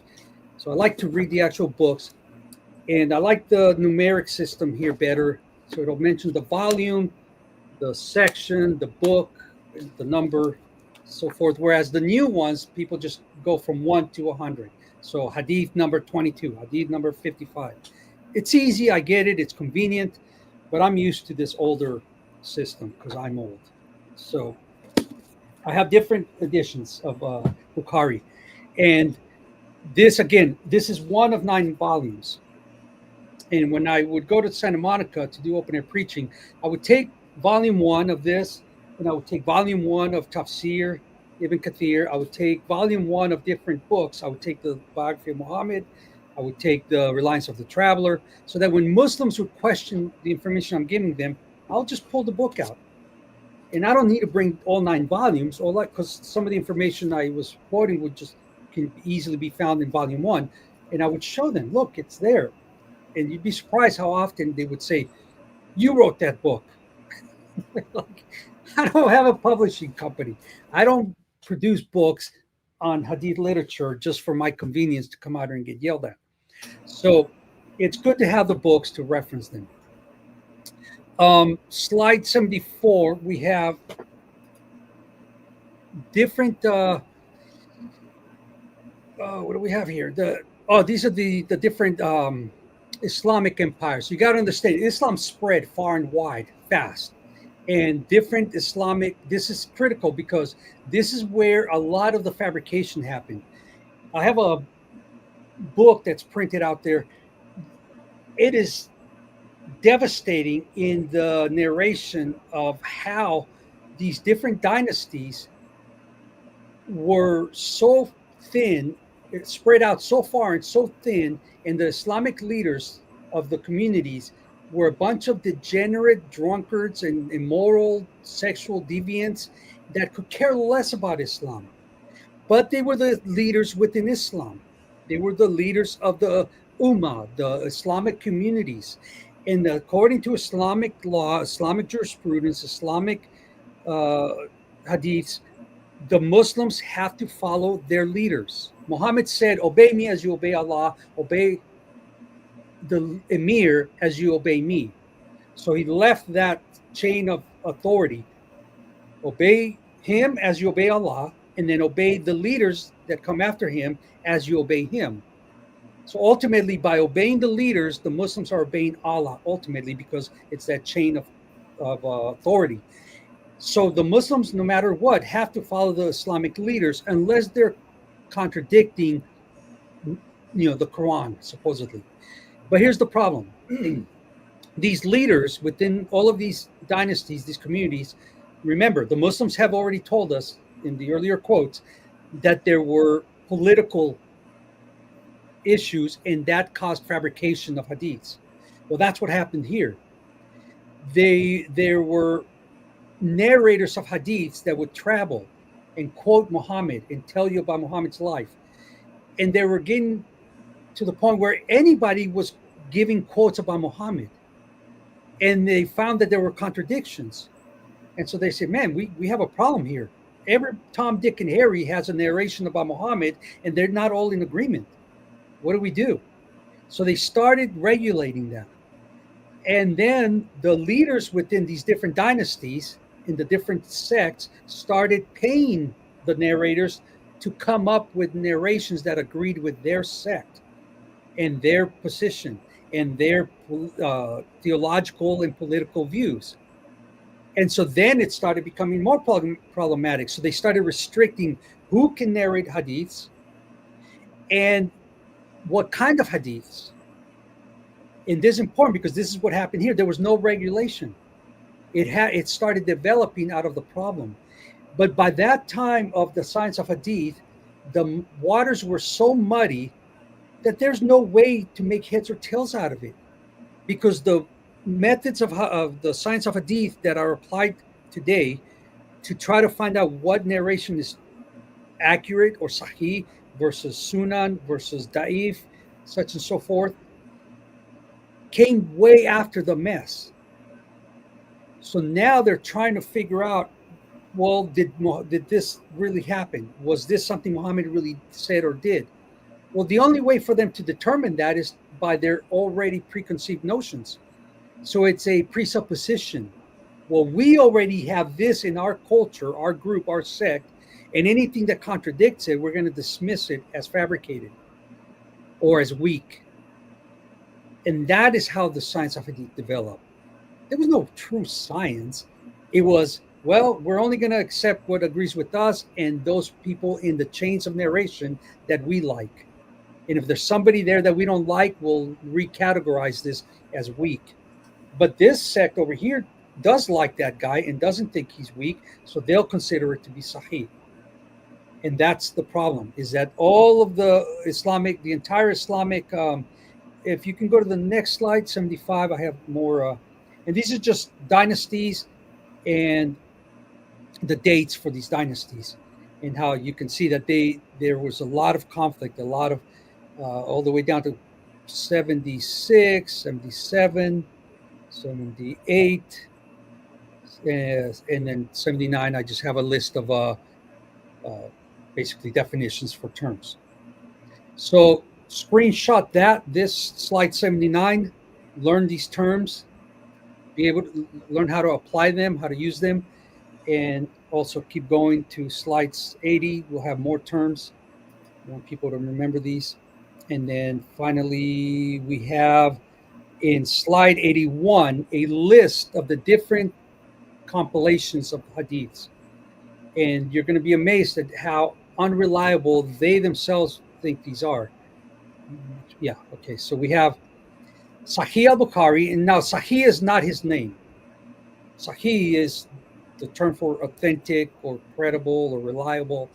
So the reliable narrations compiled by al-Bukhari, Sahih Muslim. So Muslim is the man that compiled these narrations he thought to be Sahih. Sunan, and this is the level of authenticity all the way down. And then you have, so these are 1, 2, 3, 4, 5. These are called the six. Those are six Sunni hadiths. Yeah, the 6 Sunni hadiths. So there's a lot of overlap in them, but then there are some, obviously they're not the same length. So some of them contain narrations that others don't. Some of them contain duplicates of the same narrations, but it's worded a little different. Some of them will add different people to the list of the chain of narration. There's some discrepancies here and there, but ultimately this is what the Shiite or the Sunni Muslims have as their foundation for Islam. So I do have all of those on PDF. I do have Bukhari. I have Sahih Muslim. On Nasai, I have Ibn Majah. I'm not sure if I have Ibn Majah as far as the hardcover books, but You can they're access available. them through sunnah.com. Just beware, it gets updated quite often, so certain terms gets to change, and certain hadiths are actually in the physical copy, yet they are not on the website stuff. Just beware of that when you are using it. Yep. So now we have in slide 83, we can see that the oldest surviving comprehensive hadith collection. Now, this information, it needs to all be verified. Remember, take what you hear, take what you read, and verify it. Here's some information. The oldest surviving comprehensive hadith collection is the Muwatta of Imam Malik ibn Anas, who was around in 795. And I hate the Common Era thing. AD, Anno Domini, in the year of our Lord. I usually try to change that when I carry a quote over. I hate the before Common Era and Common Era. It's a way to try to attack Christ, I think. Because they're trying to remove Christ from you. Remember, before Christ and in AD, Anno Domini is the Latin for in the year of our Lord. So let's get that back into circulation. So about the work. Compiled in the 8th century, the Muwatta is not organized by narrator, but by legal topics. It contains not only hadiths from the Prophet Muhammad, but also the sayings and legal opinions of the Prophet's companions and their successors. Because originally, hadith or the hadith wasn't strictly for Muhammad's life and practice. It was used as a general term for sayings or narrations. It didn't have a specific reference to the life of Muhammad. It could be the hadith of the companions of Muhammad. It could be the hadith of the pagans' writings. It could be the hadiths of the Christians' writings. So the term hadith later started being more identified with just the writings of the Muslims that deal with the life and practice of Muhammad. But early on, that's not what it meant. It was a general reference to a saying, basically. So, opinions as well, practices in Medina. It serves as a combination of hadith and early Islamic law. The significance. While other hadith collections from the same period existed, such as the now lost works of Haman ibn Munabi, see again, more lost works. The Muwatta is the earliest major collection that has been transmitted down to the present day in a complete form. The primary reference is the Muwatta of Ibn Malik. Various manuscripts of this work exist, and it has been published in numerous editions. So this is the claim of that, but where is this one? Who has it? Where's the translation of it? So if I remember correctly, this kind of put together by a couple of different people's writings, and they have some manuscripts which is not exactly the same what we are reading today is in Fez, in Morocco. So you can see like there's physical manuscripts, but it's little bit it's different than what we are reading today. It's not exactly the same. I'm not aware if anyone kind of went through and then did the studies, but I remember reading on earliest manuscripts are dated like 11th century or something, yet they're like compiled by a couple of different people. So it's something I think needs to be looked into it. So I am not aware that there are manuscripts from 795, but I am aware that there are manuscripts from like 11th century, 10th century, which is different from what we are exactly reading. But yeah, and that's why I'm saying we have to verify these things. Like I'll try to find, whenever they reference an older work, I'll try to go find it. The problem is that a lot of these works are not translated if they do exist, and so we don't have access to them in the English world. Or the manuscripts are not being studied. So comparing like how people are digging into the biblical manuscripts, even like writings of church fathers, all that. So that has not been done. That attitude has not been for the Islamic sources. Like Truth Defender pointed out, like a German Jew decided to put together biography of Muhammad. Another German decides to put together biography of Muhammad. So it is like coming very popular this decade, last couple of decades. But not people kind of digged into it. So it will be good to kind of compare them and then see what are the difference between them, or exactly what is the date of those manuscripts. Yeah. Another problem that exists is that a lot of scholars do agree that, obviously some don't, that's what I'm saying a lot, that the Sunnah of Muhammad, the life and practice of Muhammad in the Hadiths, is essential for understanding the Quran. That you cannot have any real understanding of the Quran without that, because it was Muhammad who supposedly explained the Quran. Well, where do you find the explanations of the Quran? Not in the Quran. The Quran doesn't explain itself. You would have to find it in the life of Muhammad, which is recorded where? In these other writings. So the Muslims agree, that the majority of them do anyways. Hey, Brother Hussein, who will tell you that it's both. It's a package deal. You have to have the Quran and the Hadiths in order to make sense of the Quran and to truly practice Islam. If without the Quran, and I can give the quotes, you cannot understand the Quran. Without the Hadith, you cannot understand the Quran. The problem with that is that the Quran is very contradictory on this. If we go to slide 86, we're going to see that the Quran makes certain claims of itself, but then there are contradictions to it. So is the Quran complete such that the Muslims need a Hadith?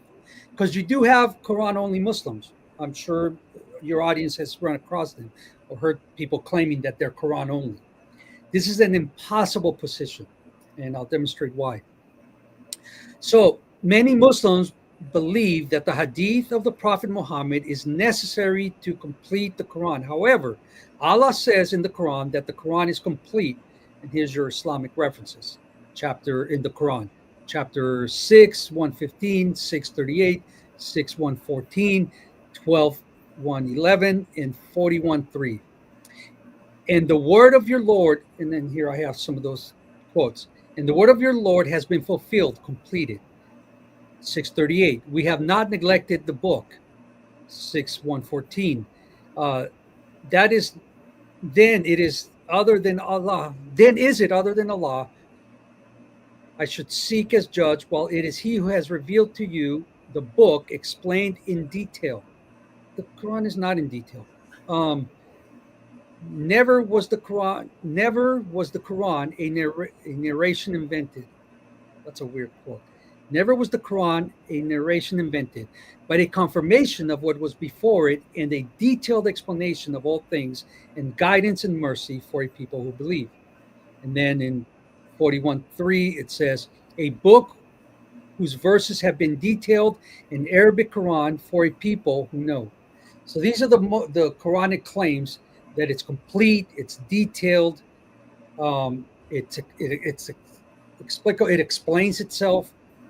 Well, that's totally wrong. Then we have, just I understand, you are pointing out within the word of Allah, Allah states that this is well detailed, well explained book. Even the verses are explained. So by default, and it's complete. By default, when you pick the Quran up, you should know how to do wudu. You should know what prayer you need to say, because those are the very basic things that you need to do as a Muslim. But when we look at the Quran, we don't know what we need to say in sajda. We don't know when do we need to wash, how do we need to wash. those very basics of Muslim life or Orthodox Muslim life is absent in the Quran, because Allah said, oh yeah, it's well detailed, complained in its full. It's still not sufficient enough for life of Muslim. Did I understand that correctly, brother? Yep. Okay. Yeah, and again, the problem is that when you go to the hadiths to find out how to wash, you're going to get different ways of washing. I think you've mentioned before the question of, do they wash the entire foot or That's even in the Quran, like Surah 5, for example. Do you wipe or do you wash right? Okay, before the prayer? yeah. So it's a big problem. So here, disbelieving in the destiny. So here in slide 87, we have a problem. So we read the Quranic references that say the Quran's complete. You get the impression that you only need the Quran, that it's complete. But then in Reliance of the Traveler, which I have here, again, another Islamic book. This one is, good golly, 1,200 pages in some. So on page 679, and the reference, the way it's formatted is P37.0. So that's the section. And it says here, there are 6 whom I curse. This is Allah. Or Allah curses. My curse. They both curse. Muhammad and Allah curse. And who are cursed by every prophet whose supplications are answered. He who denies Allah's destiny, blah, blah, blah, all this other stuff. But let's go down to the final sentence. He who abandons my sunnah. So Allah and Muhammad and all the prophets supposedly cursed anyone who abandons the sunnah of Muhammad. So your Quran-only Muslims have a problem when they abandon the sunnah and say, we don't need the hadiths, we don't need the tafsirs, we're Quran only. Well, you, buddy, are cursed. Allah, Muhammad, and the prophets all curse you if you abandon his sunnah, according to Reliance of the Traveler, which is a very well-known and respected book on Islamic jurisprudence, law, practice, ritual. This is agreed upon by the 4 major schools of Islamic jurisprudence, Islamic law. They will tell you where they do differ within some of these points, but there's a pretty good consensus on this book, and they're telling you that if you abandon Muhammad's sunnah, you are cursed. Who's interrupting? So that's a problem in light of what we read in the Quran. Well, don't these Muslims know what the Quran said? Don't they realize the Quran is complete? It's clear. It explains all things. Why would it need a supplement? Why does Allah's book need a companion? Here's the Quran. It needs friends, because it's like a person going to a foreign land and trying to communicate. You need a translator. You need a guide. You need somebody to explain things to you and to translate for you and to explain what you mean and to understand the nuances. So that's Muhammad's problem, is that his Allah is a foreigner that needs a tour guide.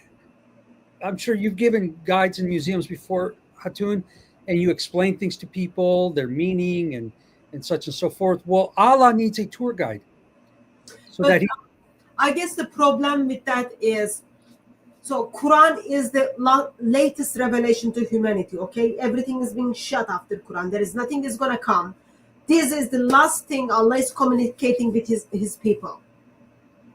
You would expect everything you need to know for your salvation. Sorry, there is no salvation in Islam. For your success is in the Quran. In that book, you will find it. But you are pointing out, actually, even though Allah says, yeah, everything is here, things are not there. So you need man-made books and man-made decisions to help you to succeed your life, because Allah's last revelation is not sufficient enough or good enough. Not even sufficient, like good enough. right. Okay. Yeah. And the thing is with with when you mentioned man-made books, the Muslims will say this often. Well, men wrote the Bible. My response to that is always, well, did a monkey write the Quran? Because it is a book, and it does have pages. It's got ink. So I guess you meant to ask Muslim, did the pig write the Quran? Not monkeys, brother. You need to get the right animals there. Okay, so yeah, did the swine do it? Because it's such a dumb attack or criticism.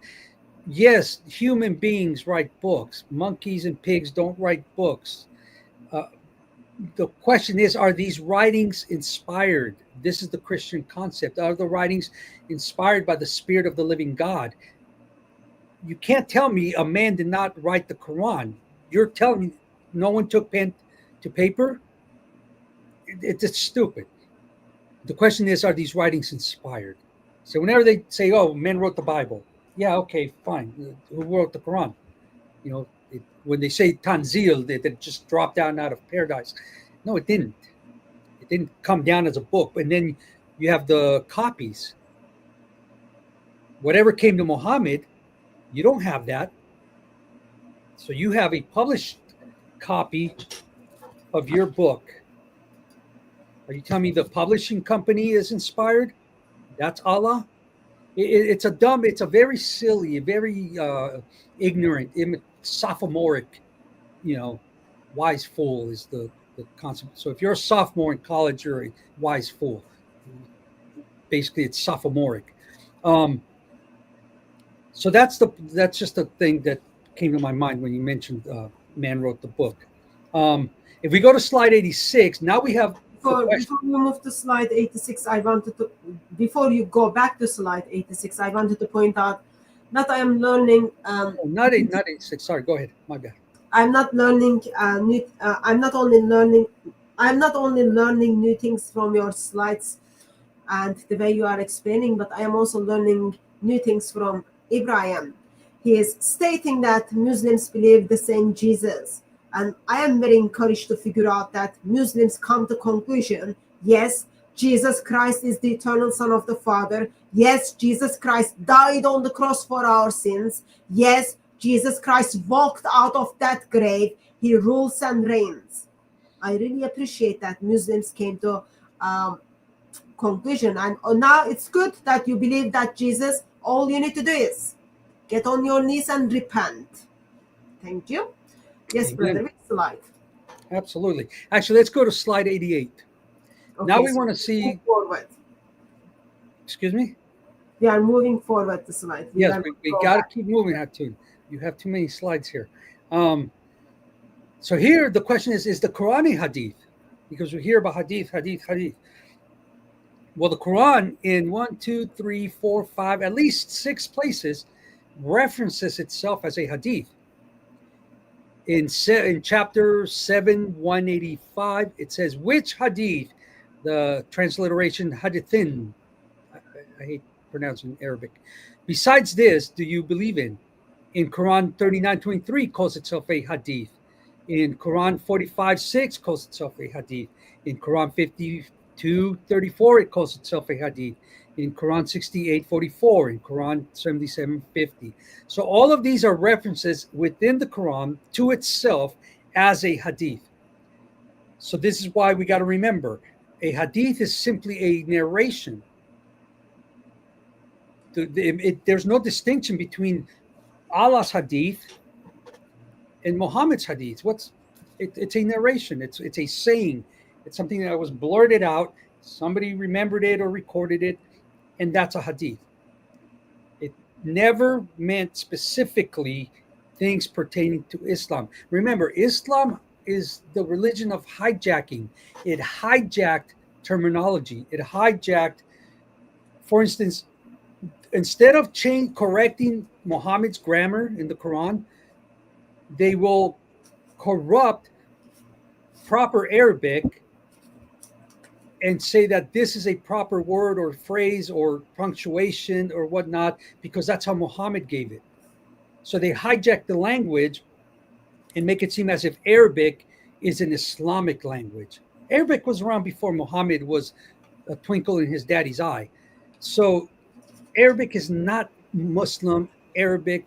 They hijack the culture, the garb, the way they dress, and so they've now the problem is that when we think of Arabia, we think of the Middle East, we think of um, you know camels, the desert, anything dealing with that region, automatically by default because of indoctrination and propaganda and all this, we think Islam. Remember, Islam is a religion that developed into what it is, and it hijacked that entire culture in the region. And now we think of Arabic as the language of the Quran, the language of Allah, the language of Islam. We think of a turban as, Bedouins were wearing turbans their whole lives in the desert. Anybody crossing the desert has common sense to wrap their head so they don't get sunburned. All of these things, baklava. Who's going to claim baklava? Turks. So you have the Turks claim baklava. So it's not from Allah. So all of these things we have to remember. So the Quran, when it was supposedly first being revealed, it's a hadith. So when the Muslims want to be Quran only, we reject the hadiths. Oh, you reject the Quran. See the problem? They can't be Quran only because the Quran is a hadith. Now they have to get more specific and give us reasons for why they accept this hadith, the 144 compilations, and they reject the other ones. We have made making me hungry. Brother, you saying? Oh, what's he saying? Let's see. We made baklava. This statement is like telling me you should be publicly stoned for your blasphemies. Yeah. If we go to slide 90, Hatun, we can see that there are Muslim scholars that will tell you cannot reject the hadiths. Excuse me. Dr. Muzamil Siddiqui in Garden Grove, just down the road from me. I met him a couple of times, went to the open house at their mosque. He did say I was crazy. He might be right. I'm not sure. That's still up for debate. But he he is a very well-respected scholar. There is nothing wrong. You are very sensitive, brother. People say something to you, just like keep that in your mind, like, oh yeah, this. But there is nothing wrong to be crazy for Lord Jesus Christ. If someone calls you crazy for the Lord Jesus Christ, take it as a compliment, brother. And I hope when you went to open mosque day, you had the opportunity to preach the gospel to this gentleman, because I can see from his writing, this gentleman really, really needs Jesus. Yeah, So he was the head of the Islamic Center of Orange County, one of the largest ones in Orange County. And so what he said in slide 91, he says, let me say that I strongly believe in the hadith of the Prophet. I believe that we do have many authentic, not all, but many authentic sayings of the Prophet for correct understanding and application of Allah's rules as given to us in the Quran. So remember, you need the hadiths for the Quran. He says this, I believe that Imam Bukhari's collection of hadith is one of the best that is available. I believe that all those people who doubt the ahadith, the plural for hadith, of the Prophet and or those who consider them unnecessary for understanding Islam are wrong and have no rational, logical, or objective reasons for their doubts. Boom. So he just smacked the Quran-only people upside the head and told them they have no rational, logical, or objective reasons for their doubts of the hadiths, that it is necessary for understanding the Quran. I don't know if he's attacking Quran-only Muslims here, because what I'm understanding is he's simply going after Allah. When Allah says, oh, this is complete, everything is in detail in here, he's going after Allah for not mentioning Imam Bukhari, all others. Yeah, because he does say necessary for understanding Islam. So there are things apart from the Quran that are necessary for understanding Islam. That's according to Muslim scholars. So that's Dr. Muzamil Siddiqui. Next slide, we see the Prophet warned us against a time, and these are quotes that I've taken, so don't take it as my words. The Prophet warned us against a time when people will reject Hadith, and it is very common among our time. So At-Tirmidhi reported from Abu Rafi and others that this stuff gets lengthy, Hatun.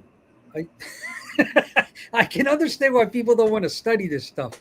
It gets wearisome. And others, the Prophet said, I do not want to see any one of you reclining on his couch, and when he hears of my instructions or prohibitions, saying, I don't accept it. We didn't find any such thing in the book of Allah. So that would be the Quran. Abu Isa said, this is a Sahih Hasan Hadith. So what Muhammad is saying is, or according to Tirmidhi, that Muhammad said, I don't want to see anybody leaning on the couch, they recline, saying, I don't need to follow this instruction because I don't find it in the Quran. So this is Sunan al-Tirmidhi, which is page or number 2663. So what do you do with that? The Muslims that reject the hadiths and reject them as being authoritative are being told that Muhammad doesn't like this. He doesn't want you to do that. Don't be lazy reclining on your couch, rejecting things just because they're not in the Quran. So you can't say Quran only. Doesn't it also kind of makes you to wonder whether in 900s there are Muslims who are intentionally rejecting what is in the like the verbal sayings of Muhammad is circulating in 900s. People are rejecting that and then saying, well, if this is not in the book of Allah, I'm not going to obey you.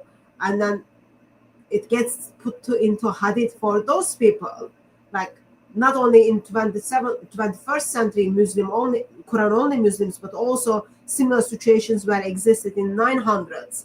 And then, well, not only Allah is going to curse you, here's what Muhammad says to people like you who reject the things from his verbal statements because you can't find them in the Quran.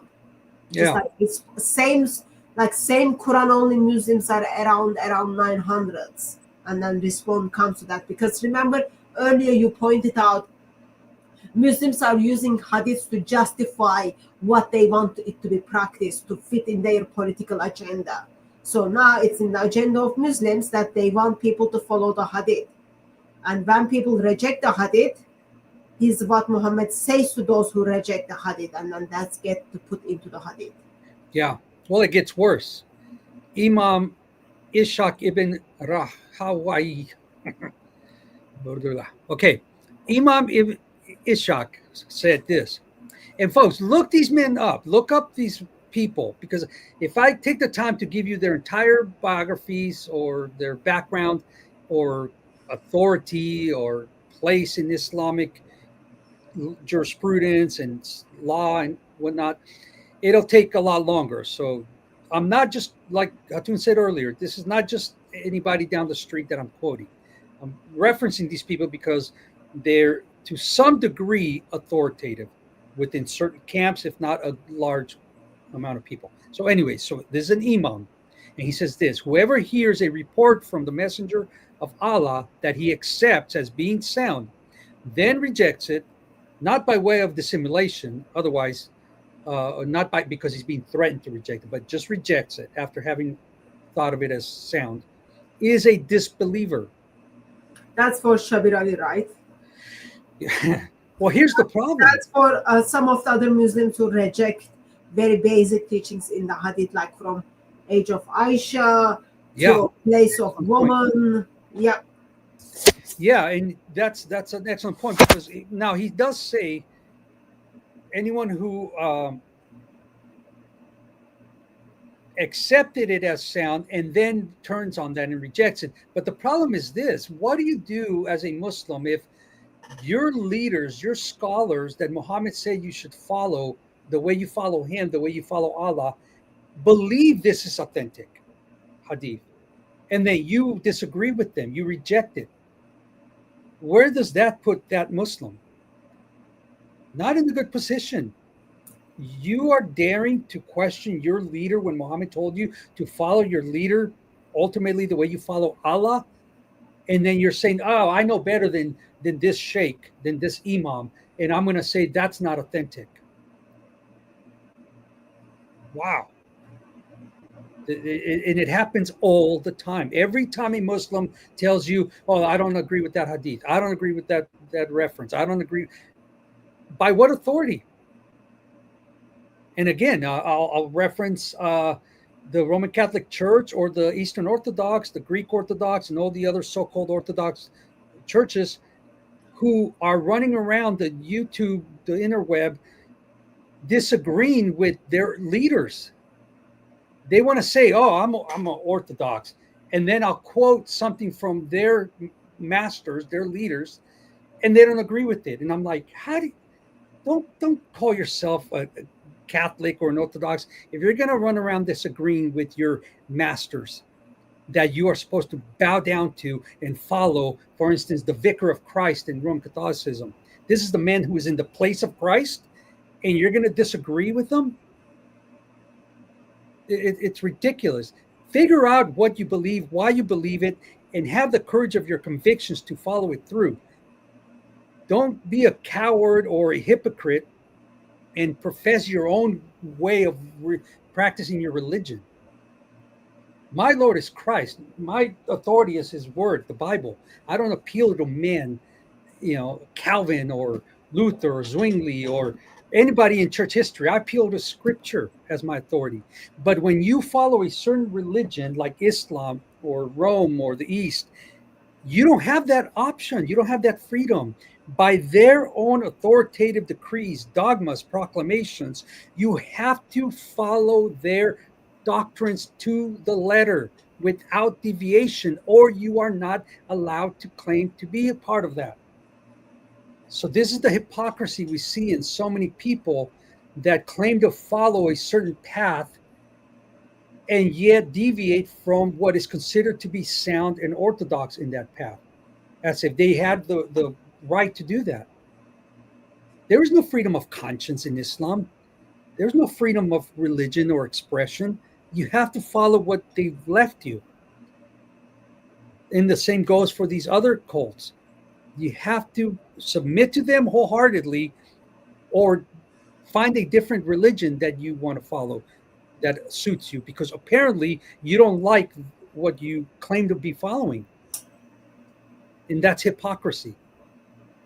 And it's misrepresentation, and it's misleading, because people are hearing you say that you're part of this group, and then the things you say and do don't align with that sect or that group or that religion or that philosophy. Be consistent. Don't live the life of a hypocrite. It's embarrassing. I'm a Buddhist, but who's the Buddha? Why should I be enlightened? I can be something, I can do something else, but I'm a Buddhist. It's like, really? Knock it off. What must be in order for what is to be what it is? If you're a Muslim, what must there be by necessity for you to say you're a Muslim? It's very important. Well, by necessity, according to your scholars, according to the Qur'an and the Hadith, you have to submit to your leaders, and you have to submit to the Sunnah or the life and practice of Muhammad. There's no way out of it. So to be Quran-only Muslim is to not be a Muslim. You're putting yourself outside of the religion. Then you have to deal. The problem is, it's again a catch-22. Now, once you've done that, you got to decide, wow, out of these different contradictory things Muhammad said and did, which one do I submit to? And how do I know? You can't know. That's the dilemma Muhammad left the Muslims in.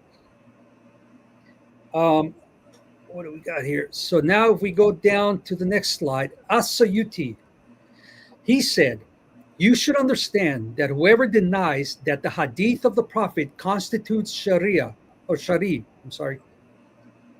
evil or badness, evidence. So if you're saying this is bad, Evidence. rather he denies a report that speaks of something that the Prophet said or did, if that hadith fulfills the conditions stipulated in Usul al-Hadith, has committed an act of disbelief that puts him beyond the bounds of Islam. That's what I just ranted about.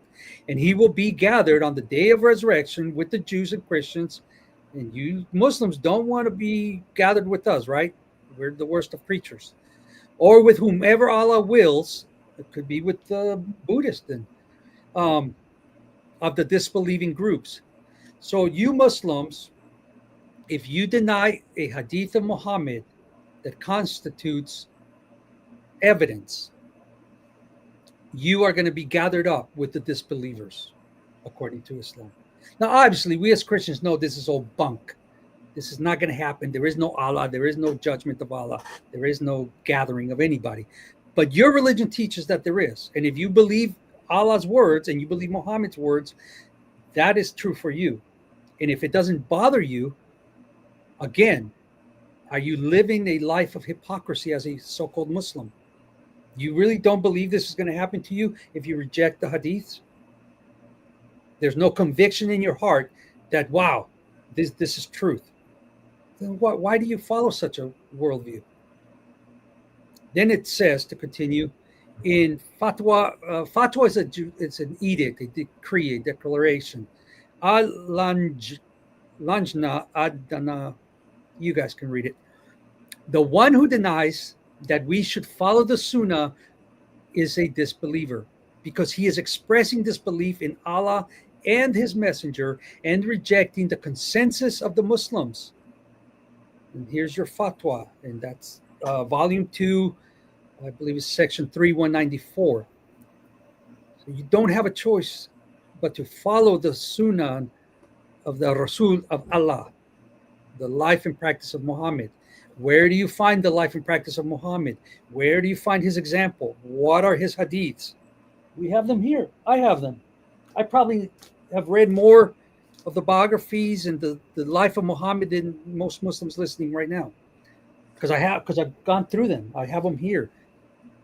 Just wanted to point out something. So I'm guessing you all picked up that the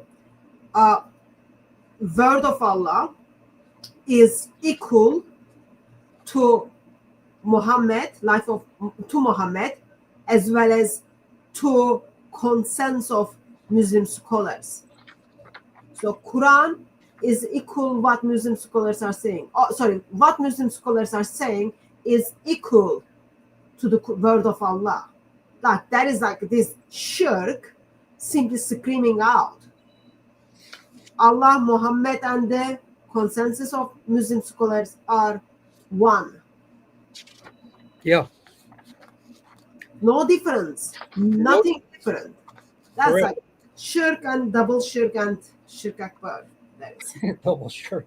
Yeah, you get a double whammy. And the problem is that, yeah, it's not only that they're essential for one another. I'm going to page through some of these quotes here. I'll try to find the specific quotes. But the hadiths are essential to understanding the Quran. It's not just that, it's a complementary or it's a supplement that you can use. No, it's essential. It's equal to the Quran. Yeah.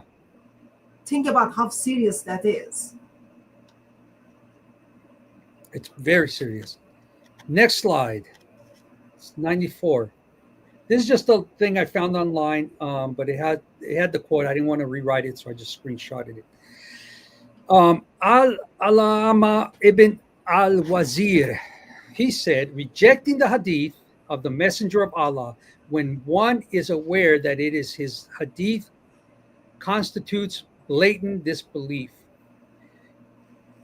There's no Muslim that doesn't know that Sahih al-Bukhari is considered authentic. So rejecting any part of those would be blatant disbelief, because how is a Muslim going to get away from saying, oh, I didn't know Sahih Bukhari was not authentic? The very title of the book tells you it's authentic. So you can't give us an excuse that you didn't know this was Sahih. Sahih Muslim, same thing. There's no way a Muslim can claim ignorance of these hadiths being received and accepted by the scholars as authentic. So to reject them is, according to this Muslim, blatant this belief. Next slide. It was narrated from Abu Sa'id al-Khudri that the Messenger of Allah said, "Do not write anything from me. Whoever writes anything from me other than the Quran, let him erase it and narrate from me. For there is nothing wrong with that." So wait a minute. So we have all these scholars. We have the Quran calling itself a Hadith. We have scholars, and I have quotes where Muhammad is saying that they should write Hadiths, should hand them off. But here we have a narration by Abu Sa'id that Muhammad said, "Do not write anything from me. Whoever has written anything from me other than the Quran, let him erase it." So this is narrated by Muslim al-Zud wal Raka'ik, 5326. So what is a Muslim supposed to do? Write it down. Don't write it down. Well, don't write it down. Write it down. Here's you. Here's me. Which? Right, left, up, down. What do we do? Didn't we hear from a Muslim scholar earlier, this is not reliable hadith? And what does he base that on? Because he said it, I took it from Muhammad while it wasn't from Muhammad. His memory wasn't good. They can justify those things, like there is nothing wrong with that. So you are pointing out, what do you do as a Muslim? So you've got references telling you, if you reject the hadith, you are kafir. And we all know what Allah wants for kafir. And then you've got stories are telling you, well, if you write it down, you are in a trouble. So what to do? What to do?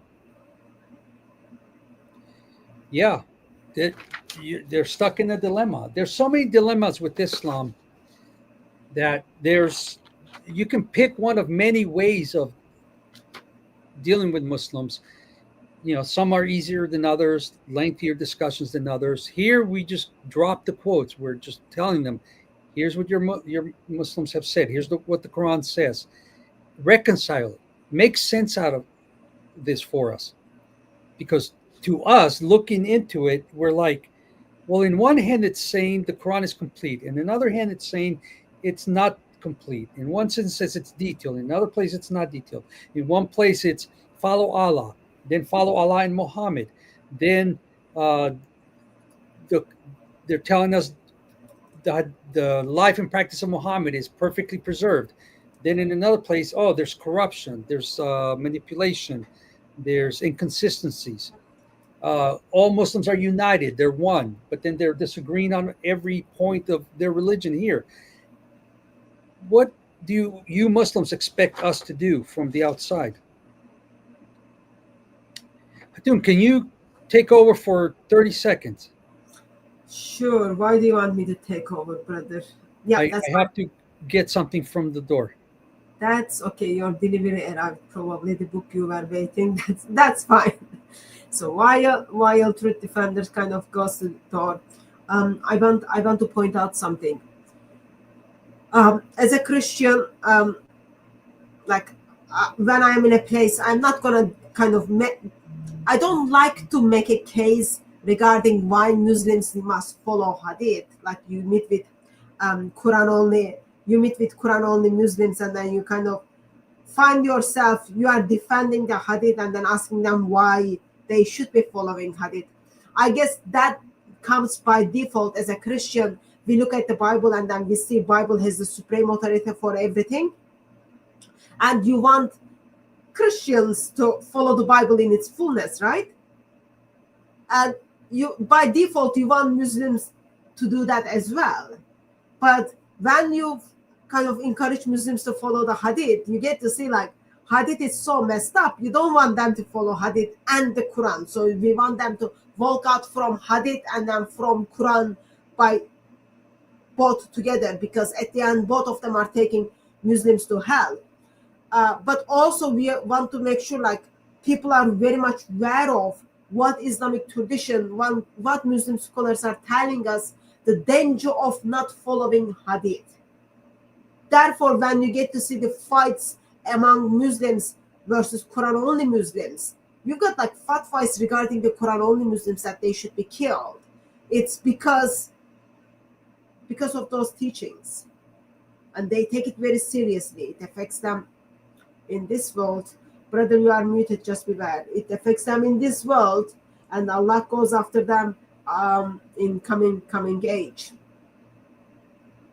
Yeah. So I'm back, and I'll show something that I got. But let me just give a quote. This is one of the books I have on PDF. Now, I did print out the introduction part because I just want to be able to read them while I'm at the gym. So the Hadith for Beginners, an introduction to major Hadith works and their compilers, Dr. Muhammad Zubair Siddiqui. So on page 19 of this book, here's what he says. And I did that with a bunch of them. I won't get through all of them because it's a lot. He says, thus, partly in the 2nd century of the Hijrah, but largely in the 3rd, important collections of such ahadith as were considered to be reliable were compiled and published. And he says, as some ahadith were forged during the lifetime of the Prophet, care has been taken from that very period to determine their reliability. So he's admitting that even during the lifetime of Muhammad, there were forgeries going around. So you're telling me that even within the lifetime of Muhammad, those calling themselves Muslims didn't care to be accurate or truthful about what Muhammad was saying and doing while the man is saying and doing these things? Didn't people murder one another because of the hadiths? People Yes. were put in prisons. People were put in prisons and tortured because someone else claimed that hadith is not reliable, it's not from Muhammad. So it all goes back from time of Muhammad to 21st century. Yeah. Now, why I had to excuse myself, Hatun, I told you I was waiting for a package, and behold, it arrived. Okay, just be careful. We don't want to see your address on it stuff. Oh, So, people are welcome to come visit.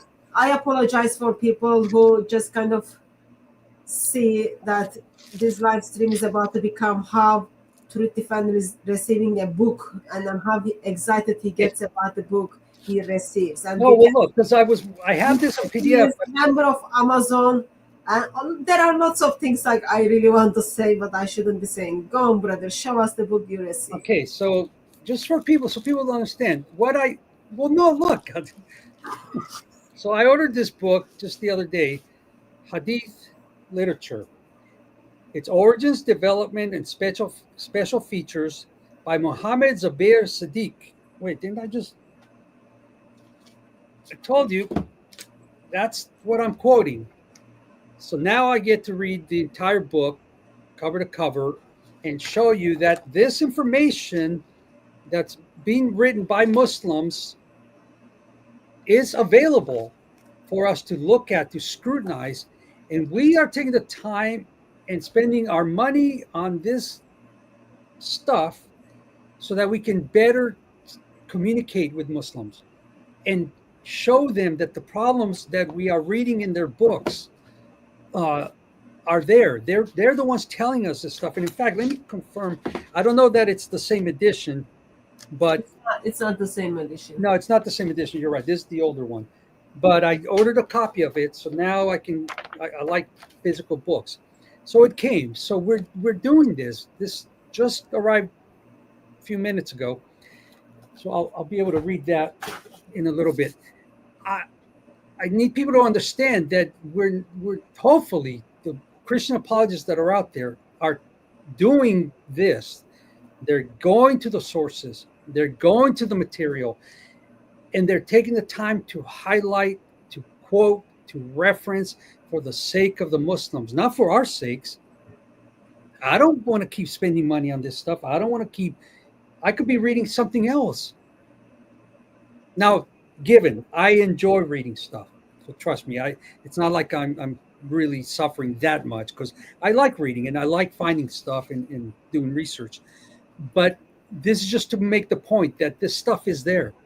You can go online. All those stuff here's another book, just for reference sake, that I'm going to end up getting eventually. Then there's this. Oh, no, that's part of a chapter. So this is the moment. This is the moment where we see how people like to show off. They are the people who read. No. This is not. This is for people to know that if they're He's getting reading those things. Yeah, this is like for people to know. Truth Defender is pretty intelligent. He's reading all these books. No, because it takes me a long time to read. I'm a slow reader, and it doesn't stick. I have to read it over and over again. That's why you see a bunch of highlights. And I want people to look these up and just read the introductions. That's basically all you'll need to get the information that tells you they are telling us that their books are corrupted, that their books are unreliable, that their books they don't exist, that what they have today comes from somebody who said somebody else said it, and they're just taking their word for it. The books that I do have here, these are the ones where you're going to see a lot of different quotes on these also. I think I showed these before. So you have the Hadith Sciences. Again, that's a fabrication. You have Studies in Hadith Literature, compilation terminology. You have the differences of the Imams, where they tell you they disagree. They tell you that they're condemning one another and not agreeing with one another. You have another one on the differences of opinions. You have an introduction to the conservation of Hadith.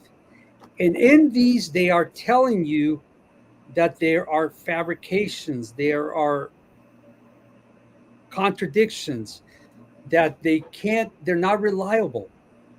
So ultimately, this is why they invented the science of Hadith, to try to isolate certain references in the Hadiths that agree, like I said, with their particular sect, and that's what they consider authentic.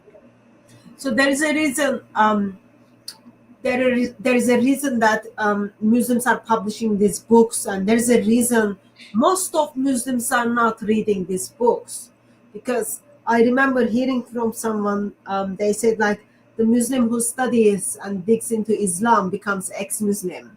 So therefore, I think Truth Defender is also pointing out, since Muslims are not bothering to read those kind of things, as a Christian, he's willing to sacrifice himself and his brain for the Muslim world, and then read all the. Not a lot to sacrifice, Atun.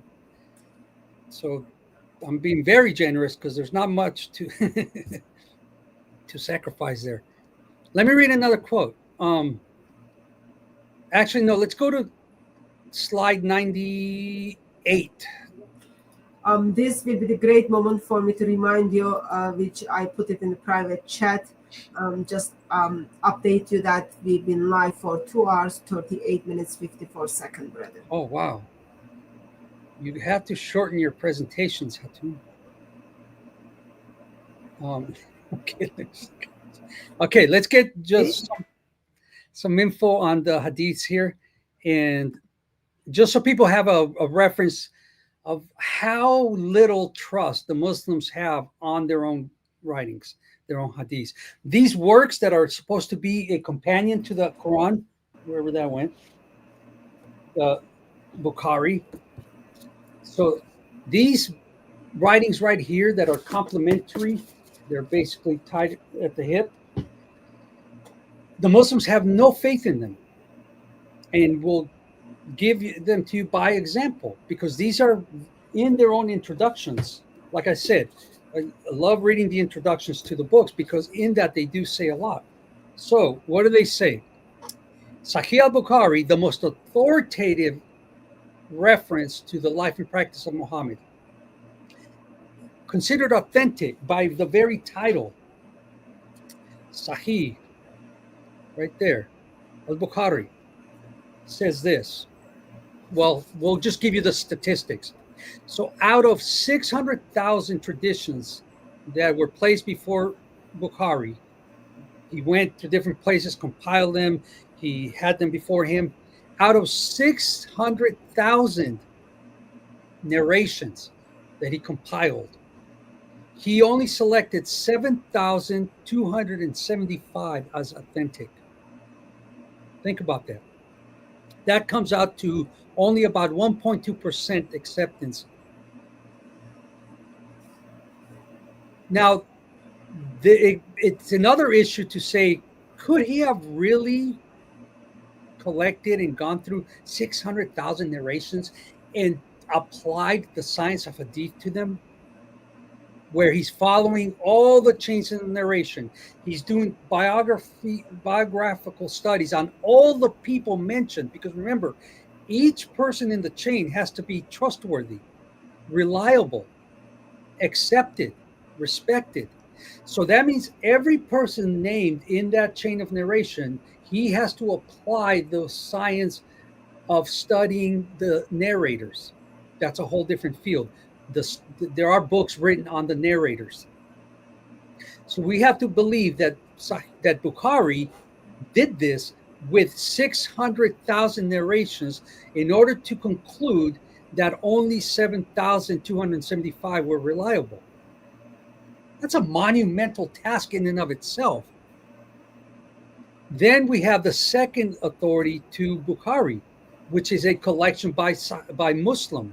That's his name, Muslim. So this is the Sahih or authentic collection by Muslim. Out of 300,000 that he supposedly collected, he only selected 7,500 to 9,200. I guess it depends on which edition you're reading. That comes to only 2.5 to 3.0% acceptance of trustworthiness. So both Bukhari and Muslim really don't trust their own history by their own people, because all of these narrations, remember, they're narrations by Muslims for Muslims. So you're telling me you don't trust your people to give you an authentic reference to something Muhammad said and did? That's huge. That's a huge beatdown, because it's like out of 600,000, only 7,000 are trustworthy. So you have a bunch of Muslims running around telling you information that you don't believe is trustworthy. I don't trust it. It's not reliable. What an insult. It doesn't stop there. So he doesn't trust them that they are reliable. He takes only 1% of it. And today, I'm just talking for Sahih Bukhari and Sahih Muslim. Today, how many Muslims reject the hadiths within Sahih Bukhari? How many Muslims reject the Sahih hadiths in Sahih Muslim? Quite a lot of Muslims. They don't like it, they reject it. They don't like it, they reject it. Versus Bukhari in his intro talks about like, there is no doubt in these hadiths are not reliable. They are all authentic. I make the judgment. Truth defenders point out, well, there are lots of serious questions about how did he make that judgment. But yeah, today, like, it doesn't stop that Bukhari or Muslims rejected them. Today's Muslims, 21st century Muslims, are rejecting those very hadiths are identified as authentic. Yeah, because like we said, today you have Quran-only Muslims, they dismiss all of them. And then you have the ones that are selective, even of those that are already considered Sahih. The next slide will show, and I'm just showing you that all of these collections are very selective. So you have Sunan Abu Dawud, which is another one. Sunan is another categorization below Sahih. Out of a lot of 50,000, he selected only 4,800. That's about 9% credibility. Think about it. If you have 100% and you're only taking 9% and saying, I trust this, and I don't even think it's Sahih. See, that's another thing.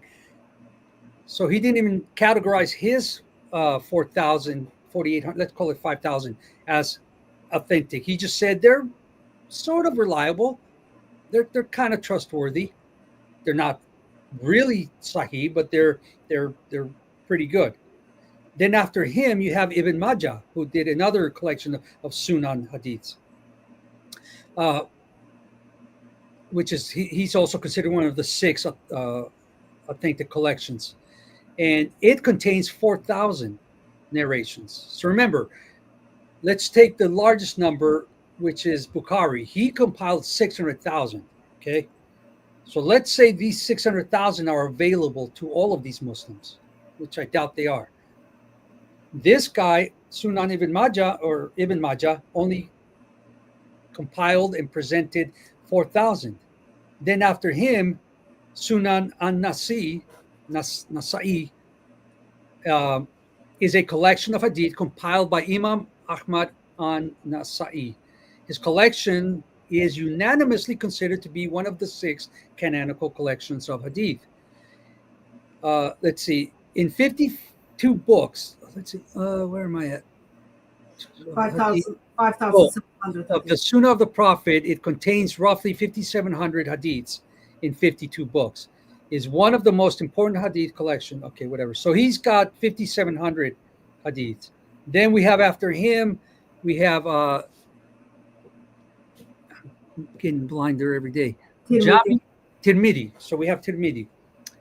Let's see, where's the relevant info? Obviously, I highlighted it. He said this to me.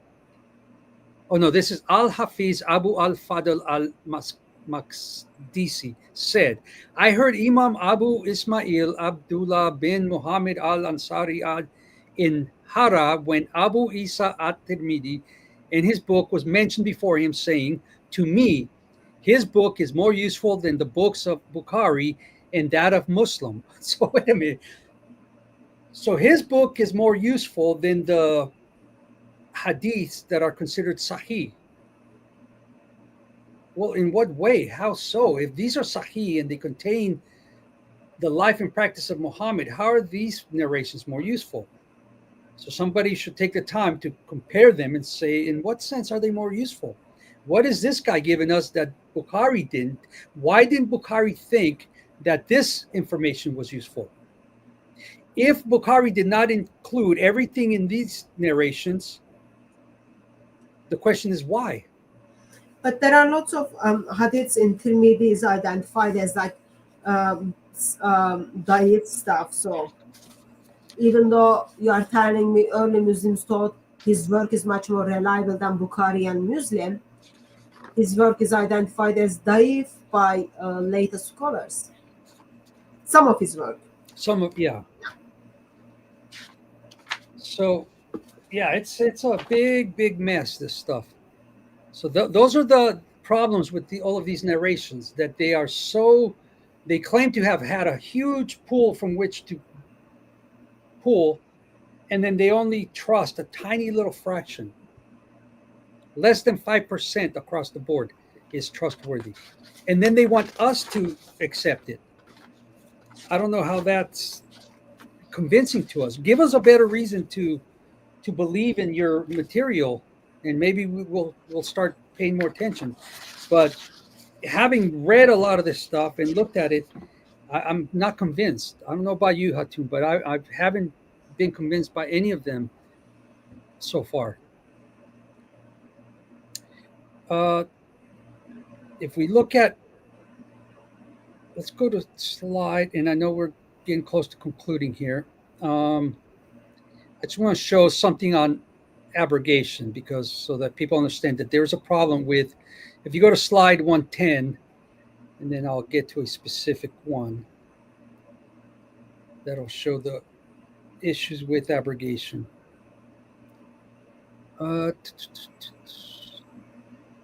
Okay, knowing what will happen in the future, why?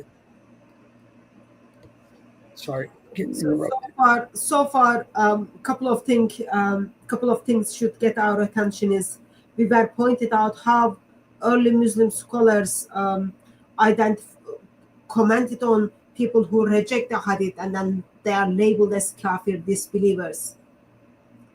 And then we were pointed out how when Bukhari was collected, Muslim was collected, there were hundreds, thousands of hadith, but he just made a decision, and then Bukhari, for example, went only 1%. Muslim only put together 2% of what he was told, and they are identified as Sahih. And then we were pointed out that Tirmidhi people said about his writings that they are much more reliable or much more kind of trustworthy than or followable than Bukhari and Muslim. Yet today, within Tirmidhi Hadith, we get to see scholars make a decision. Oh, this is weak Hadith. This is not reliable Hadith. All that. So early scholar had seems very different view of what current scholars are having about these so-called early writings and canonized 6 Hadith. Yeah. So actually, let's go to slide 125. I'll just show a couple of inconsistencies. Because if the Quran is Allah's revelation, the Hadith is an inspired compilation by those who were there to witness Muhammad's life and practice, living out the Quran, and therefore it's considered essential, necessary, and even called a second inspiration by some Muslims. There should be some agreement. There shouldn't be contradictions. But then if we go to slide 125, we see wudu is how many steps, for instance. Wudu is their practice, their ritual washings. Sunnis consider 8 or 9 steps as the proper wudu, yet the Quran says it's only 4 steps in chapter 5, verse 6 of the Quran. So here you have a conflict between what they practice and what the Quran says. So wudu is the thing they need to do before they get into the prayer. So they need to wash themselves because they don't have the blood of Lord Jesus Christ that makes them clean. They don't accept that. So they have to use sometimes earth, generally water, to clean themselves before they approach the prayer. So you are pointing out there are contradictions in that action. Correct. So this is a case where you see that the Muslims are actually abrogating or taking their traditions, the life and practice of Muhammad over what the Quran actually teaches. Next slide. It says, what is the punishment for adultery? In the Quran, it says, the man and woman found guilty of zina, fornication, or adultery, lash each one of them with 100 lashes. That's Quran chapter 24, verse 2. The Hadith says, the Prophet said, it is not permissible to shed the blood of a Muslim who bears witness that there is no God but Allah. So then he says, a soul for a soul. Let's see. A married man who commits adultery and one who leaves his religion and splits from the Jama'ah, the main group of Muslims. Oh, wait, did I miss the punishment? It's not permissible to shed the blood. So Ubadah Summit says 100 lashes, 100 lashes. Is that what you are focusing on? I read the Quran, but I'm looking for the Quran, the Hadith punishment. Yeah, so 100 lashes. Yeah, well, that's what the Quran says, right? Ooh, my battery's about to die. Hold on, I have to. Always something going on. Sorry.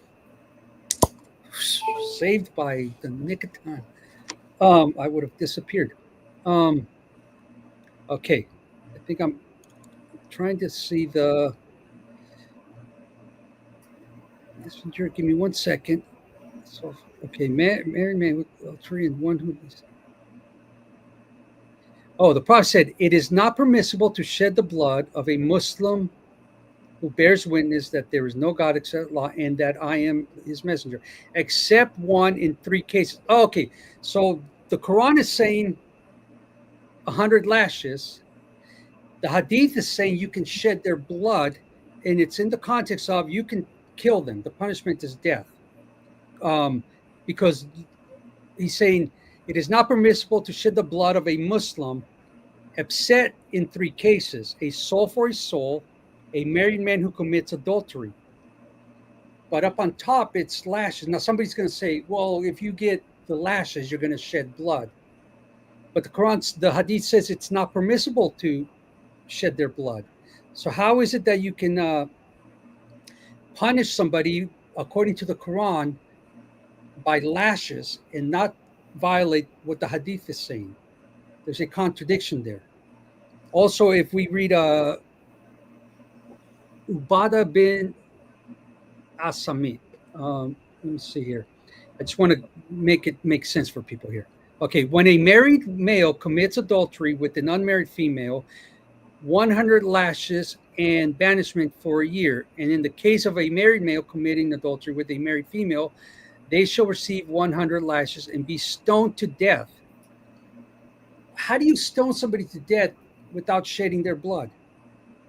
And why is it that the Quran says it's 100 lashes, but here this commentary is saying that you can stone them? So in Muslim majority countries, some of you probably witnessed that as well. When woman is being stoned, so like it is public act, it happens. When it happens, like where the stone hits, for example, you get to see blood is coming as well. So it's not like just like lots of stone top of someone that through stoning that person dies. First suffers, and then dies. Yeah. So I'm just showing there's contradictions between what the Quran says, what the Hadith say, what the Muslims practice. So there's going to be a big conflict there. And if we go to slide 128, you can see that there's even contradictions within the Hadiths and other Hadiths. So how long did Muhammad stay in Mecca after the revelation commenced? One part of Bukhari says he stayed in Mecca for 10 years. Another part says he stayed there for 13 years. So you don't have agreement within the Hadiths themselves. The next slide. Just a second, I just wanted to point out something. And this is from Sahih Bukhari, okay? Sahih Bukhari is putting together how many hadiths? 4. 2 hadiths stayed 10 years, 2 hadiths stayed for 13 years. It's not like Bukhari versus Muslim, Bukhari versus Bukhari.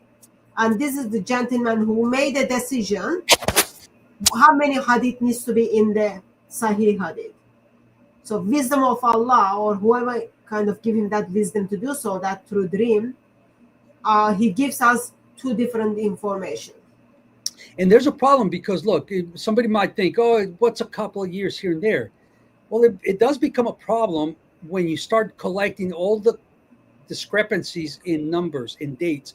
Because if it was 10 years, that's going to affect something that's mentioned somewhere else at another date, because that's going to throw the chronology off. It's either going to put him earlier or later. And if then you have another narration giving a different date for something else in his life, that's going to become a conflict with something else that's narrated about his life that has a different date in a different situation. And now you're ending up with such a mix-up of dates and times and places. How can that be trustworthy? How is that a proper biography when the entire history of the man is discombobulated? No, discombobulated. It's a mess. It's all over the place. So this is it. It might not seem like a big deal to just have this one reference, but that's not the only one we can point to. There are a bunch of. I guess another concern here is, since Hadith is seen as equal as the Quran, and without following the Hadith, eternity of Muslims are pretty much shaky. If you contrast Bukhari with one information, it is already causing confusion. How can you trust him with other informations when it comes to very practical applications of Muslim life? Right. Yeah, the credibility.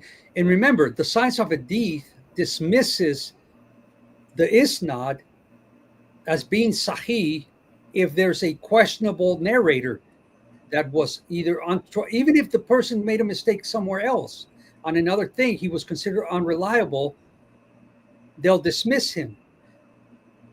But then that's a problem, because there are times where they will dismiss a narrator as untrustworthy as a commentator or writer of tafsir, but they'll accept him as a narrator in hadith, or vice versa. They'll accept his tafsir, but they reject his sahih, his hadith. Very, just, it doesn't make sense. None of it does. Slide 129. Is that where we're at? Yeah. So there's another one. How old was Muhammad when he died? Bukhari tells you that he was 40 plus 10 equals 60. So he was 60. Then Bukhari, again, in another place says he was 63. Well, that, again, like I said, that changes things. If he died at 60, then whatever happened after or before that will affect other things that are mentioned as having happened during these time periods. Same thing with if he was 63. That means if he didn't die at 60, but at 63, that means you have to account for 3 more years from that reference of the life of Muhammad. If you take away the 3 years, what do you do with the narratives that put him as having been doing things within those 3 years? How could he be doing those things if he died 3 years ago? So it compiles and it starts snowballing. It is a problem. Let's see one more. Again, how old was Muhammad when he died? Okay, wait, did I just double that slide? Yeah, but this is Sahih Muslim, and then Muslim gives us 60 and 65. Okay, so that's just a little. Other one was Bukhari. This is Muslim. Yeah. Then we have slide 132. To stand or not to stand. One, Musnad ibn Hanbal says the Prophet never urinated in a standing position. So he was like a cat. He would just squat. Wow. Okay. Sorry, Abdul. Another narration says, according to Bukhari, I can't take it. This is too much. The Prophet urinated in a standing position. So which was it? Did he stand? Did he not stand? Did he have prostate problems? Did he just felt feminine at times? What is the explanation for somebody saying he never urinated standing versus he urinated in a standing position? These are the things that are supposed to explain the Quran. These are the things that are supposed to be essential for knowing the Quran and how Allah intended for the Muslims to live their lives. So a Muslim is going to go crazy when he goes to the potty. Is he supposed to stand or is he supposed to squat? Okay, moving on. Those are just things I wanted to make a point at.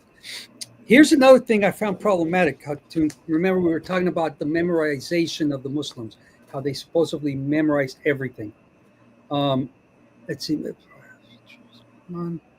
Let's go to, I think that'll do it for the slides. You can go back to slide 1 or remove that altogether if you like. I just want to present in this book here, Studies in Hadith Methodology and Literature by Dr. Mohammed Mustafa Azmi. So that's the book, and that's just from the PDF. Yeah, he died a couple of years ago. Oh, wow. Okay, I didn't know that. But he mentions in this book, and I did find other references to it because I looked it up, and it is something that's mentioned, and there's different numbers given in different narrations, but I'll just give you this one. And you're pretty good at math, Hatun, so let's see if we can figure this out. On page 16 of the book, he says this: it is essential to remember that the companions put into practice whatever they learned by heart or by writing. The knowledge in Islam is for practice, not knowledge for the sake of knowledge. And the companions knew this well. It is sufficient to note that Ibn Umar took 8 years to learn the second surah of the Quran. So, it took Ibn Umar 8 years to learn the second surah of the Quran. How many verses are in the second surah of the Quran? 286, no? Exactly 286. Your memory is better than his, I think. How many verses are in the entire Quran? 6,236. Between 6,236 and 6,348. No, that's depend like which Quran and if you can. Right. Okay. So that's the thing. You have some variable there. Now, if it took Omar 8 years, and some say different years, I have it somewhere. Let's go with this one. 8 years to memorize 100 or 286 verses. Let's just make that the average. How long would it have taken him to memorize the entire Quran? 178 years. About 168 years. 170 something. So he is memorizing 35 verse each year, right? I'm not sure how many at a time, but it took him 8 years to memorize 286 verses. Yeah, so like a year. Anyway, so he needed to be alive to memorize the whole Quran for, according to you, over 160 years, and he's dead. Lovely. Because we have to ask, why would it take him 8 years to memorize 286 verses? Why are you, brother? You are talking about the second caliph, okay, who comes and then reminds Muhammad the certain verses, who helps Allah to bring down the verses, and you are telling me this guy, second caliph, father-in-law of Muhammad, who spent lots of time with Muhammad and contribute very, very little to Islamic Hadith, was not good enough in his memorization to word of Allah? Apparently not. Which brings to question, if that's how long it took this man in his position, his authority, are we supposed to believe that all the Muslims had memorized the Quran to the degree that the Muslims claim today, that all these different Muslims had memorized the entire Quran in their lifetime? And let's add the hadiths, that all of these Muslims supposedly memorized hundreds of thousands of hadiths. Remember, Bukhari found 600,000 hadiths From different people. So, okay. So here's the question. Approximately 12 years, Uthman was the caliph, okay? Mm-hmm. And he spent quite a lot of time with Muhammad. So he's like with Muhammad quite long time. And it takes 12 years for him to memorize. No, 8 years? Did you say 8 years? Well, some do say it's because I found different narrations. So yeah. I was okay, going let's with go this with one. 8. Be generous. 8, yeah. It took 8 years for him to memorize 286 verse. That doesn't mean like he's just like he can't memorize things. There are like, I know Umar is called like pretty bloody guy stuff, all that, but I would like to kind of stand up for Umar in this occasion. It's not his fault if the Quran is coming in many different ways. For example, remember the story on Surah 17, where Surah 25, where Quran is revealed in a couple of different ways, and then Umar's way is different than Hisham's way. So he memorized that one. And then, it takes a lot of time to memorize that. And then Muhammad steps in, oh, that was wrong, like different. He's the alternative for Surah 25. So you've got like 2 different ways just in that occasion, and then talks about 7 different ways. Maybe when it took 8 years for Umar to memorize Surah 2, he was memorizing 7 different versions of Surah 2. Maybe some people can memorize things when they write down.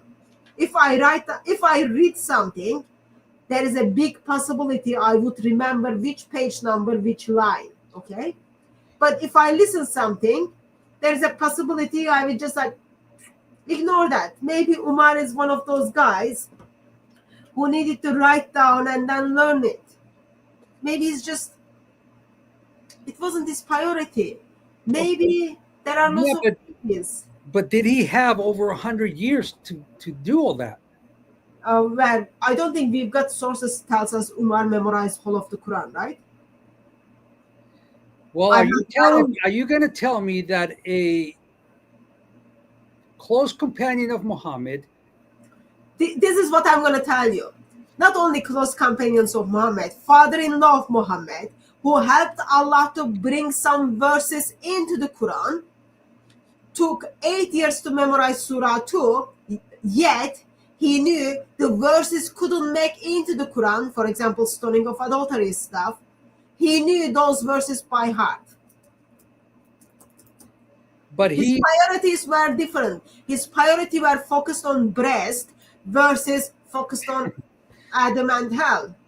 So he wasn't interested in memorizing the entire Quran, something Muslims make such a big emphasis on and want to boast about, how the Muslims around Muhammad at the time all had the Quran memorized, and that's why it could never be lost, because everybody knew it. Everybody had it memorized. Well, that was already debunked with the death of 70 Hafiz stuff. But yeah, it's interesting. Like, people think about it. A man like Umar spent quite a lot of time with Muhammad. It's not like Umar just comes and visits Muhammad every other year. He spent quite a lot of time with Muhammad, yet 8 years to memorize one surah. And then, of course, the question is, did he memorize Surah 2 in the life of Muhammad or after death of Muhammad? And did he memorize the abrogated sections? Yeah. So I just thought that was interesting that they were claimed that it took him 8 years to memorize that. And because I was like, boy, how long would it take him to memorize the whole Quran then, if this is the claim? But apparently he didn't. So, and it just shows that what was his method of memorization? How much effort did he really put into it? A lot of questions arise. 8 years to memorize 286 verses. And Muslims today want to say that, oh, a 6-year-old memorized the entire Quran. You know, it's like, well, much better than Omar, apparently. So it just shows you the question of reliability, trustworthiness, honesty. I mean, come on, really? It's such a silly way of looking at things, where what's the point of mentioning it took him 8 years to memorize the Quran? I don't understand what we're supposed to get out of that. What is the... You know, the guy who compiled the Quran, Zayd bin Thabit? Mm-hmm. So he is much, much younger than Umar, right? Yeah, Zayd, yeah. Yeah, because like he's complaining about things stuff. So he's much, much younger than Umar. And if I remember correctly, it took like almost 2 weeks for him to learn Hebrew. Whoa. According to Islamic tradition, okay? That's impressive. Compare that guy with Umar. 8 years to learn Surah 2 in his own language. Wow. That's interesting. So it's just very interesting stuff. So what do we get out of this, Hatun? Stay away from Islam. Stay away from Islam. Yeah. It's so untrustworthy, the whole thing. The Seerah literature we saw is basically, we give credit to Germans who invented basically the biography of Muhammad, or the system by which we get the biography, getting it from sources that don't exist anymore. They couldn't have referenced. They are the ones who dictated what was reliable and what was not, what was authentic, what was not, because they say it themselves. They had to determine which ones were reliable. So it was these people that did that. Then they produced that. The Hadiths, according to the Muslim scholars themselves, have been problematic because there were, even at the time of Muhammad, there were fabrications, there were contradictions, there were political issues that caused them to fabricate hadiths. There were things that have been forgotten. We realize that the Quran is just another hadith. Can I just cut you off? I wanted to come back to Umar. Is that okay? Yeah. Okay. So Umar, you said Umar took 8 years to learn the surah too? I didn't. I'm quoting. It was Okay, Muslim scholars. yeah. Umar spent 17 years with Muhammad. So Surah 2 is 286 verses. And the next big surah is Surah 3. Probably lifetime of Muhammad the time he spent with Muhammad wasn't even enough for him to learn whole 2 chapters. Wow. Disturbing, isn't it? It is very disturbing. Verses like I'm not thinking about it. Look from the bigger picture. So we were talking about Hadith, okay? Abu Huraira is the one who contributes a big chunk of Sahih Bukhari. Okay? He spent only 3 years with Muhammad. And then he gives us very, very big chunk of Sahih Bukhari and all other hadiths, but I'm focusing on Sahih Bukhari. So this guy, like other people are learning much, much faster, memorizing much, much faster, and passing it around much, much faster than Umar. Yeah. 8 years for 286 verses. I don't want to insult his intelligence. I know, like earlier, I defended him stuff. In my mind, some people are good at memorizing, some people are not. But like when you compare Umar, the second caliph, father-in-law of Muhammad, with other believers like Zayd bin Thabit, like 2 weeks to learn another language in its fullness. Huraira, 3 years spent with Muhammad, gives us all of the hadith, all those kind of things. Like it just makes me to think like Umar is just like another idiot in early Muslim circle. But I'm just thinking about it. I'm not verbalizing it. I just want people to know that I think that. Yeah. Some say 8. So it took Omar either 8 to 12 years to memorize Surah Al-Baqarah, depending on the source. See, that's the thing. Depending, like we keep saying. Either way, if you go with 12 years, it makes him more idiot. Comparing to the other companions. Yeah. Anyway, go on, brother. Sorry.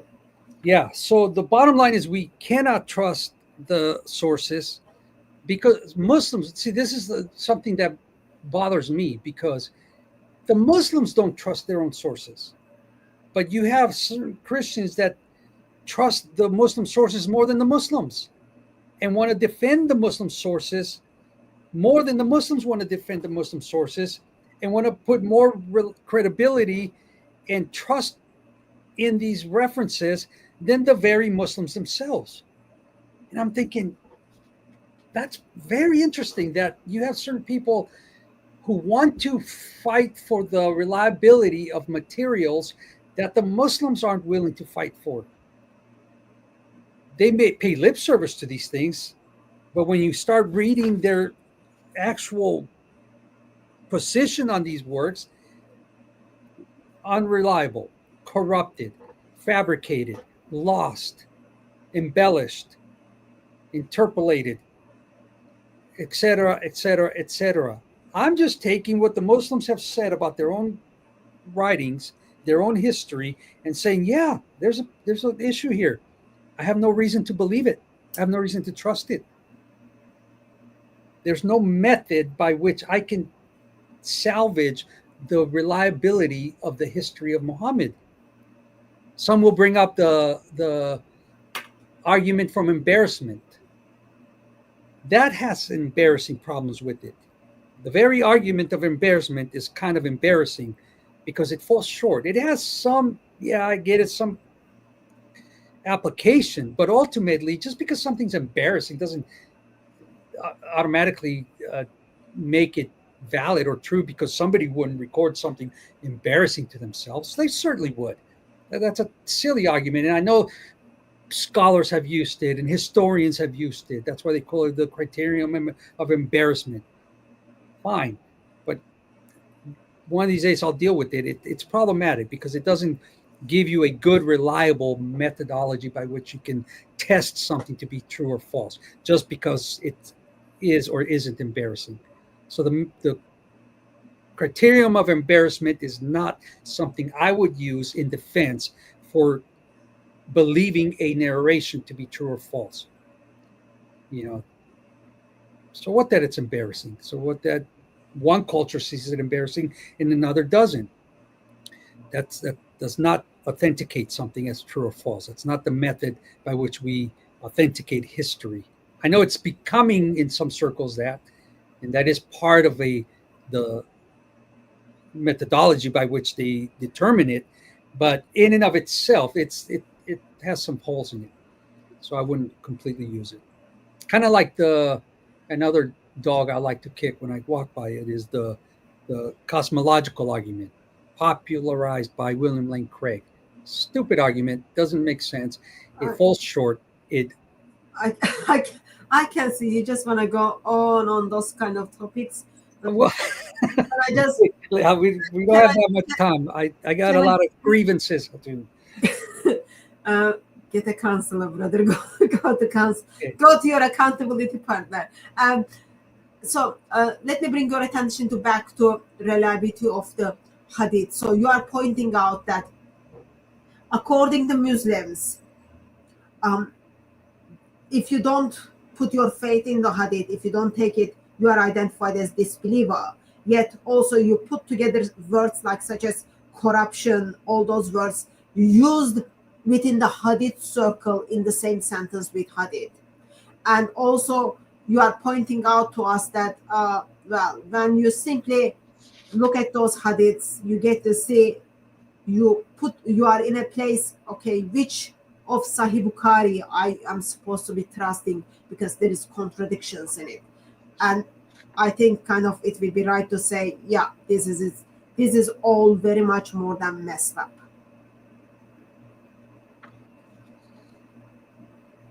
Yes, Hatun. Okay. If people want to, are you willing to kind of share your slides with people? If people want to get full references stuff. Absolutely. Okay. If people email me, I can send them your PowerPoint, PDF PowerPoint stuff.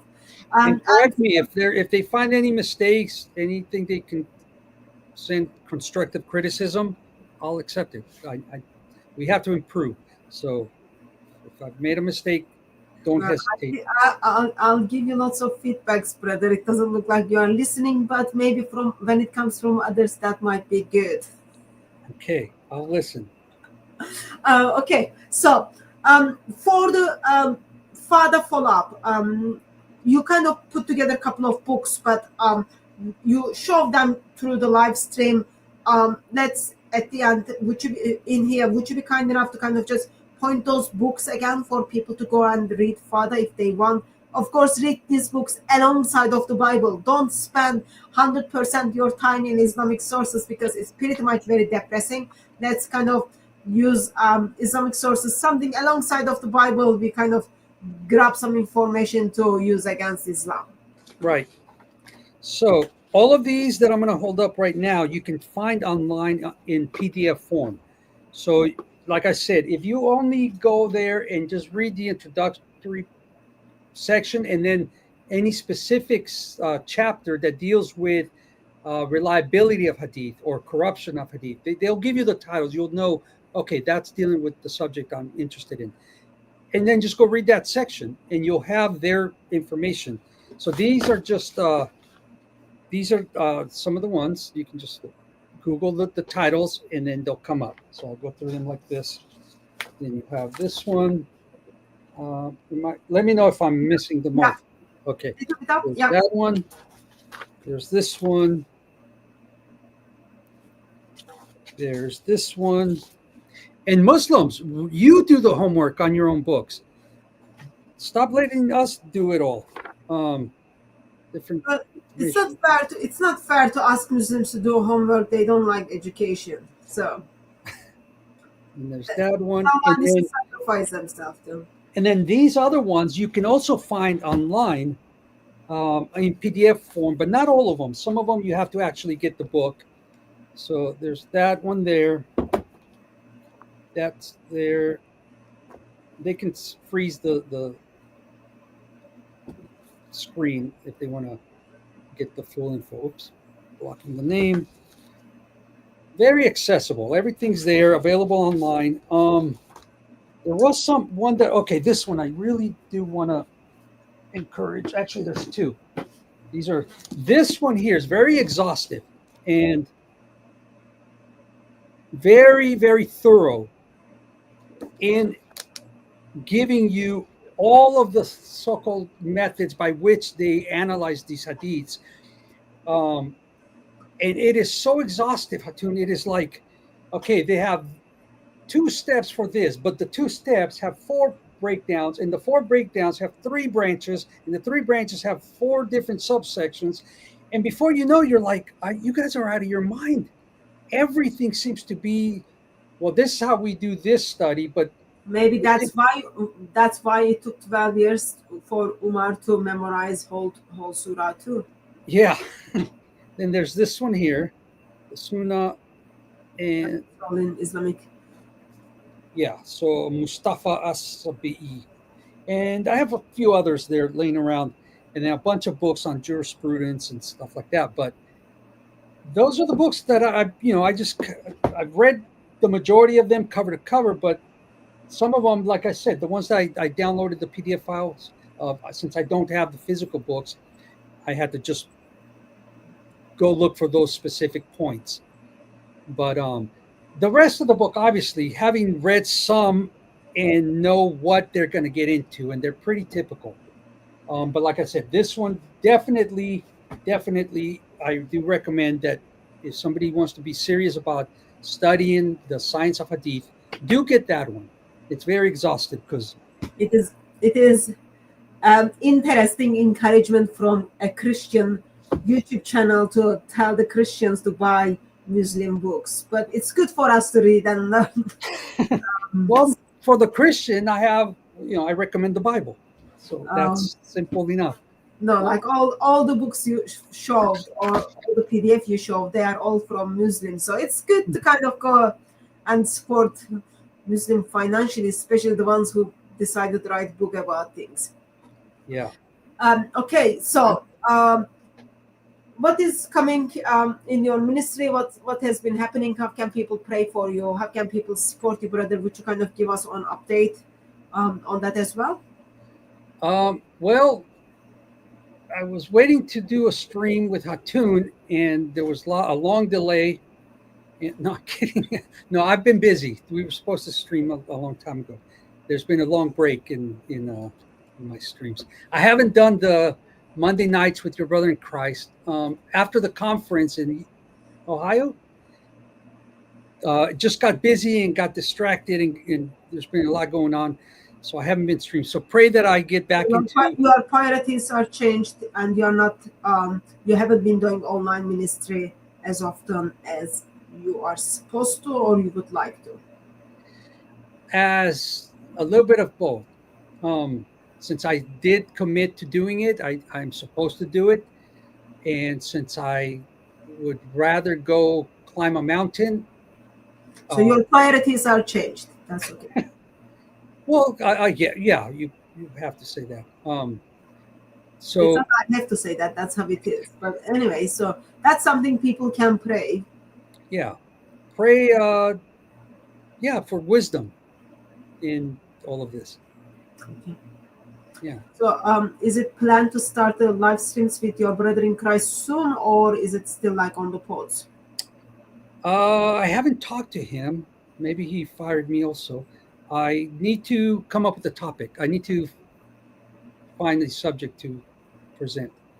I don't like on my stream, I don't want to deal with Islam as much as most people do on other channels. I get burnt out on Islam. I mean, obviously not in the sense of studying it, but I want to present, because I see a lot of lack, and this is one of my grievances, is a lot of shortcomings in so-called Christian ministries. And I'm not going to, I'm not comparing myself. I'm just saying there's a lot of channels that are... Your convictions are different from... they present themselves as Christian ministries, but they're anything but Christian in their content. Okay. So I want to kind of offset that and say Christians do need a place where they can learn Christian doctrines, theology, growth in Christ, spiritual life. Beside looking out for truth defenders on that, I just want to gently encourage everyone to make sure you are following Anthony Rogers. He's got amazing content. It's good to hear your convictions are let's focus on the scripture, let's focus on our Christian journey, so that educated on our scripture. That is good to see. It's important that wherever you are standing, your convictions are from the Lord and you are faithful to those convictions, because I'm not going to give account for truth defenders for not doing live streams about Islam. I'm not going to give account for him for not doing live streams about Christ. He's going to be accountable for that, and we want his conscience to be clear on that. But check out Anthony Rogers' channel. It's amazing. Yeah. Now, here's the thing. I might start doing that too, and it'll just, I guess I can do a fair warning now. I might start posting clips of things that I notice online from Christians or professing Christians that I think need to be addressed. And it might upset some people, but I really don't care. That's okay. I mean, I care, but I don't care. You know what I mean? But I do see that because it happens so frequently, and there's so much tolerance for not just heresy, where we could say this is a serious heresy, damnable heresy, but even for just errors, where we're not holding one another accountable when there's an error being made, a mistake being made. And it's something that I think needs to be addressed, because it's fine that we're all learning and we're all growing and we're going to make mistakes along the way. But the Bible tells us to hold each other accountable and to teach sound doctrine and to walk on the right path in the light and be truthful. And if I see that somebody's making a theological error, even philosophical or otherwise, it's my duty as a Christian to point it out, not to ring a bell and expose somebody in a rude way or to, elevate myself.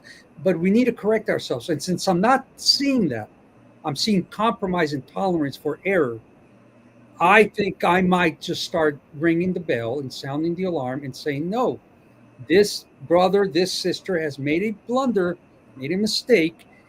And if they're not willing to be corrected privately, then they're going to be corrected publicly, because that's the biblical steps to take. So maybe I'm just running that through my head. So get ready, folks, because your name might come up. No. Yeah, I was about to say, like, in that it might be helpful. Of course, you are under no obligation to first letting me know, but once you put the video up, just send me the link so I know what you said. Actually, ideally, it will be good to be corrected, but send me the link so I know what it is. Because I don't follow that much YouTube channels of everyone.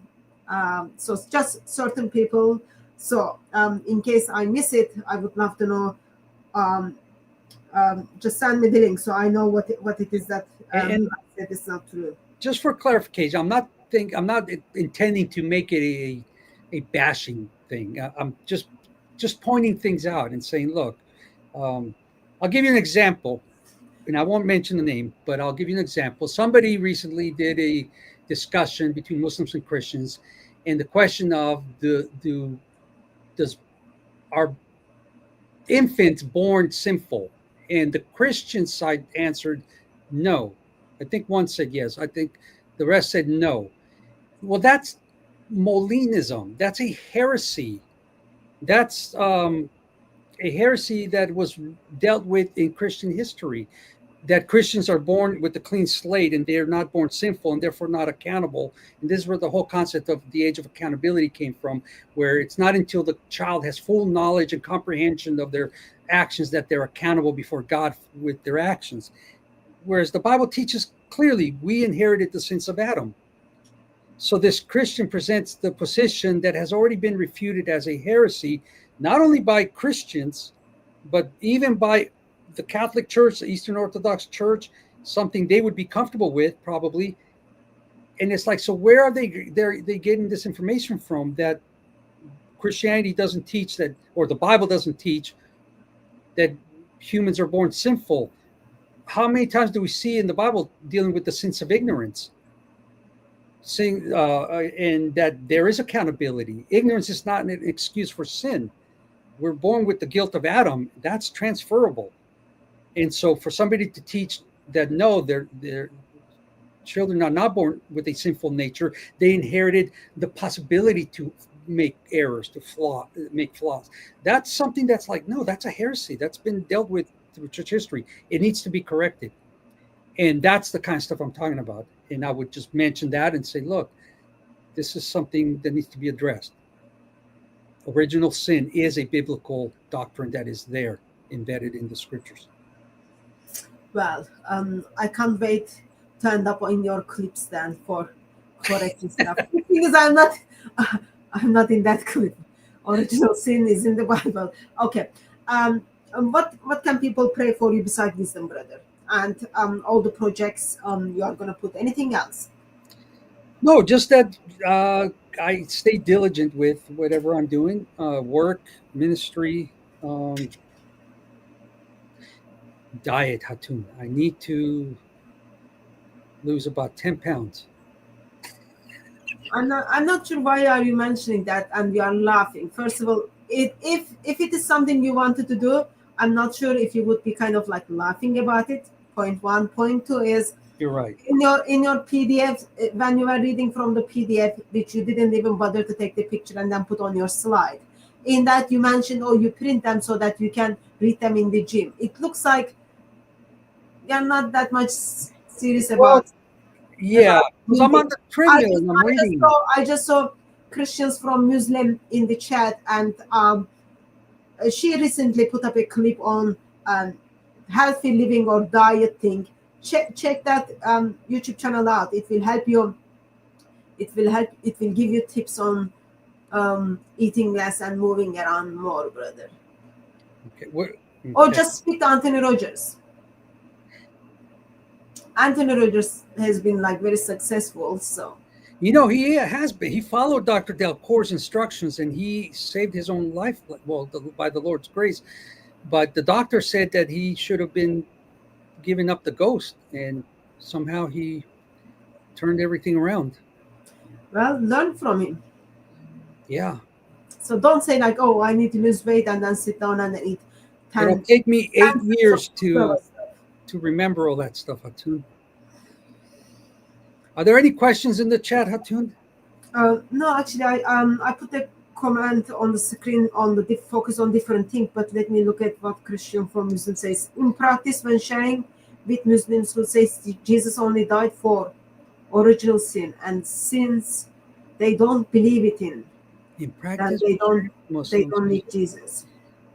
Only for original sin, since they don't believe in it, they don't need Jesus. Jesus only died for original sin. Yeah, there's different. I have a presentation on redemption in Islam or salvation. I forget what it's titled.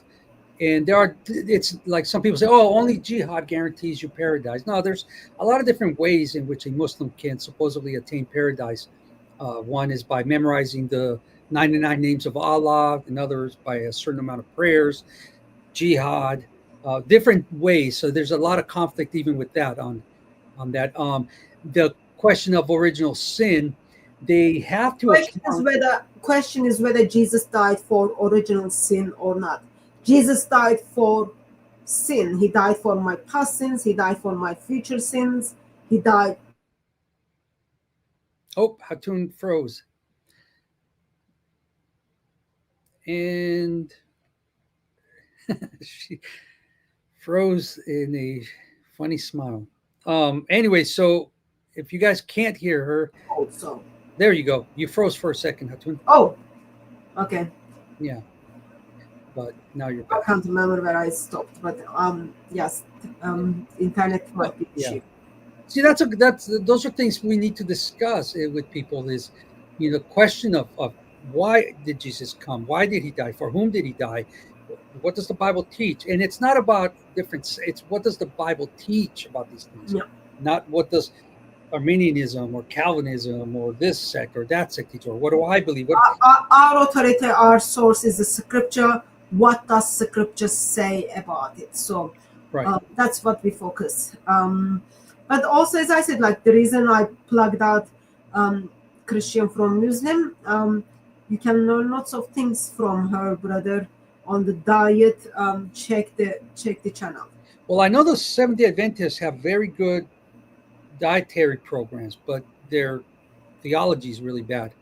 They follow Ellen G. White, who was a heretical false prophetess, and they also have really damnable heresies in their doctrines. The Azazel, they believe that the goat that was Lucifer is the one that took our sins away. And then the investigative judgment, where they believe Jesus is still investigating things to figure out who he's going to forgive and whatnot. So, but they have good diet program. So bad theology, good food. And that's not funny. No, it's terrible. It's not funny. Grieve your heart, Hatun. Okay. What are you up to, Hatun? How can we pray for Hatun? Pray as the Lord leads. Pray as the Lord leads. Okay, so hey, life. Peace Shalom, of Christ, brother. brother. He only just he's late, Hatun. What do we say to people that are late? Well, Shame. Well, people in the chat, no one is under the obligation to turn up or tune in. So if someone tuned in, I'm just grateful. I don't see that he's late, but I know you were late. Not only you were late, you needed time to figure out things. So that's a very different thing. Yes, brother. I think it's been maybe within last 10 minutes of around 3:30 minutes of the live stream, Truth Defender pulled together a couple of sources. So you can get the slides also, right? So yeah, you just drop me an email. I can send you the slides where he's got the references as well. But yeah, that's where he looked at. He looked at Mustafa Azmi's book. He looked at Sadiq's.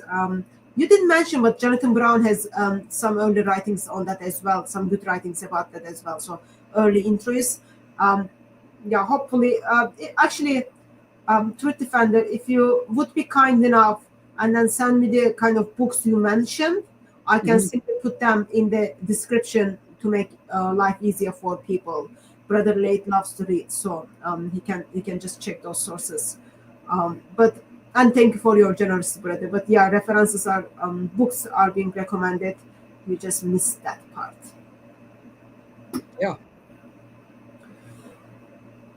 Okay, we will stop the live stream here. We will finish by God's grace. Probably we will see you. Actually, I've got live stream with Adam Sika tomorrow on looking at Islamic dilemma. That's 3:30 p.m.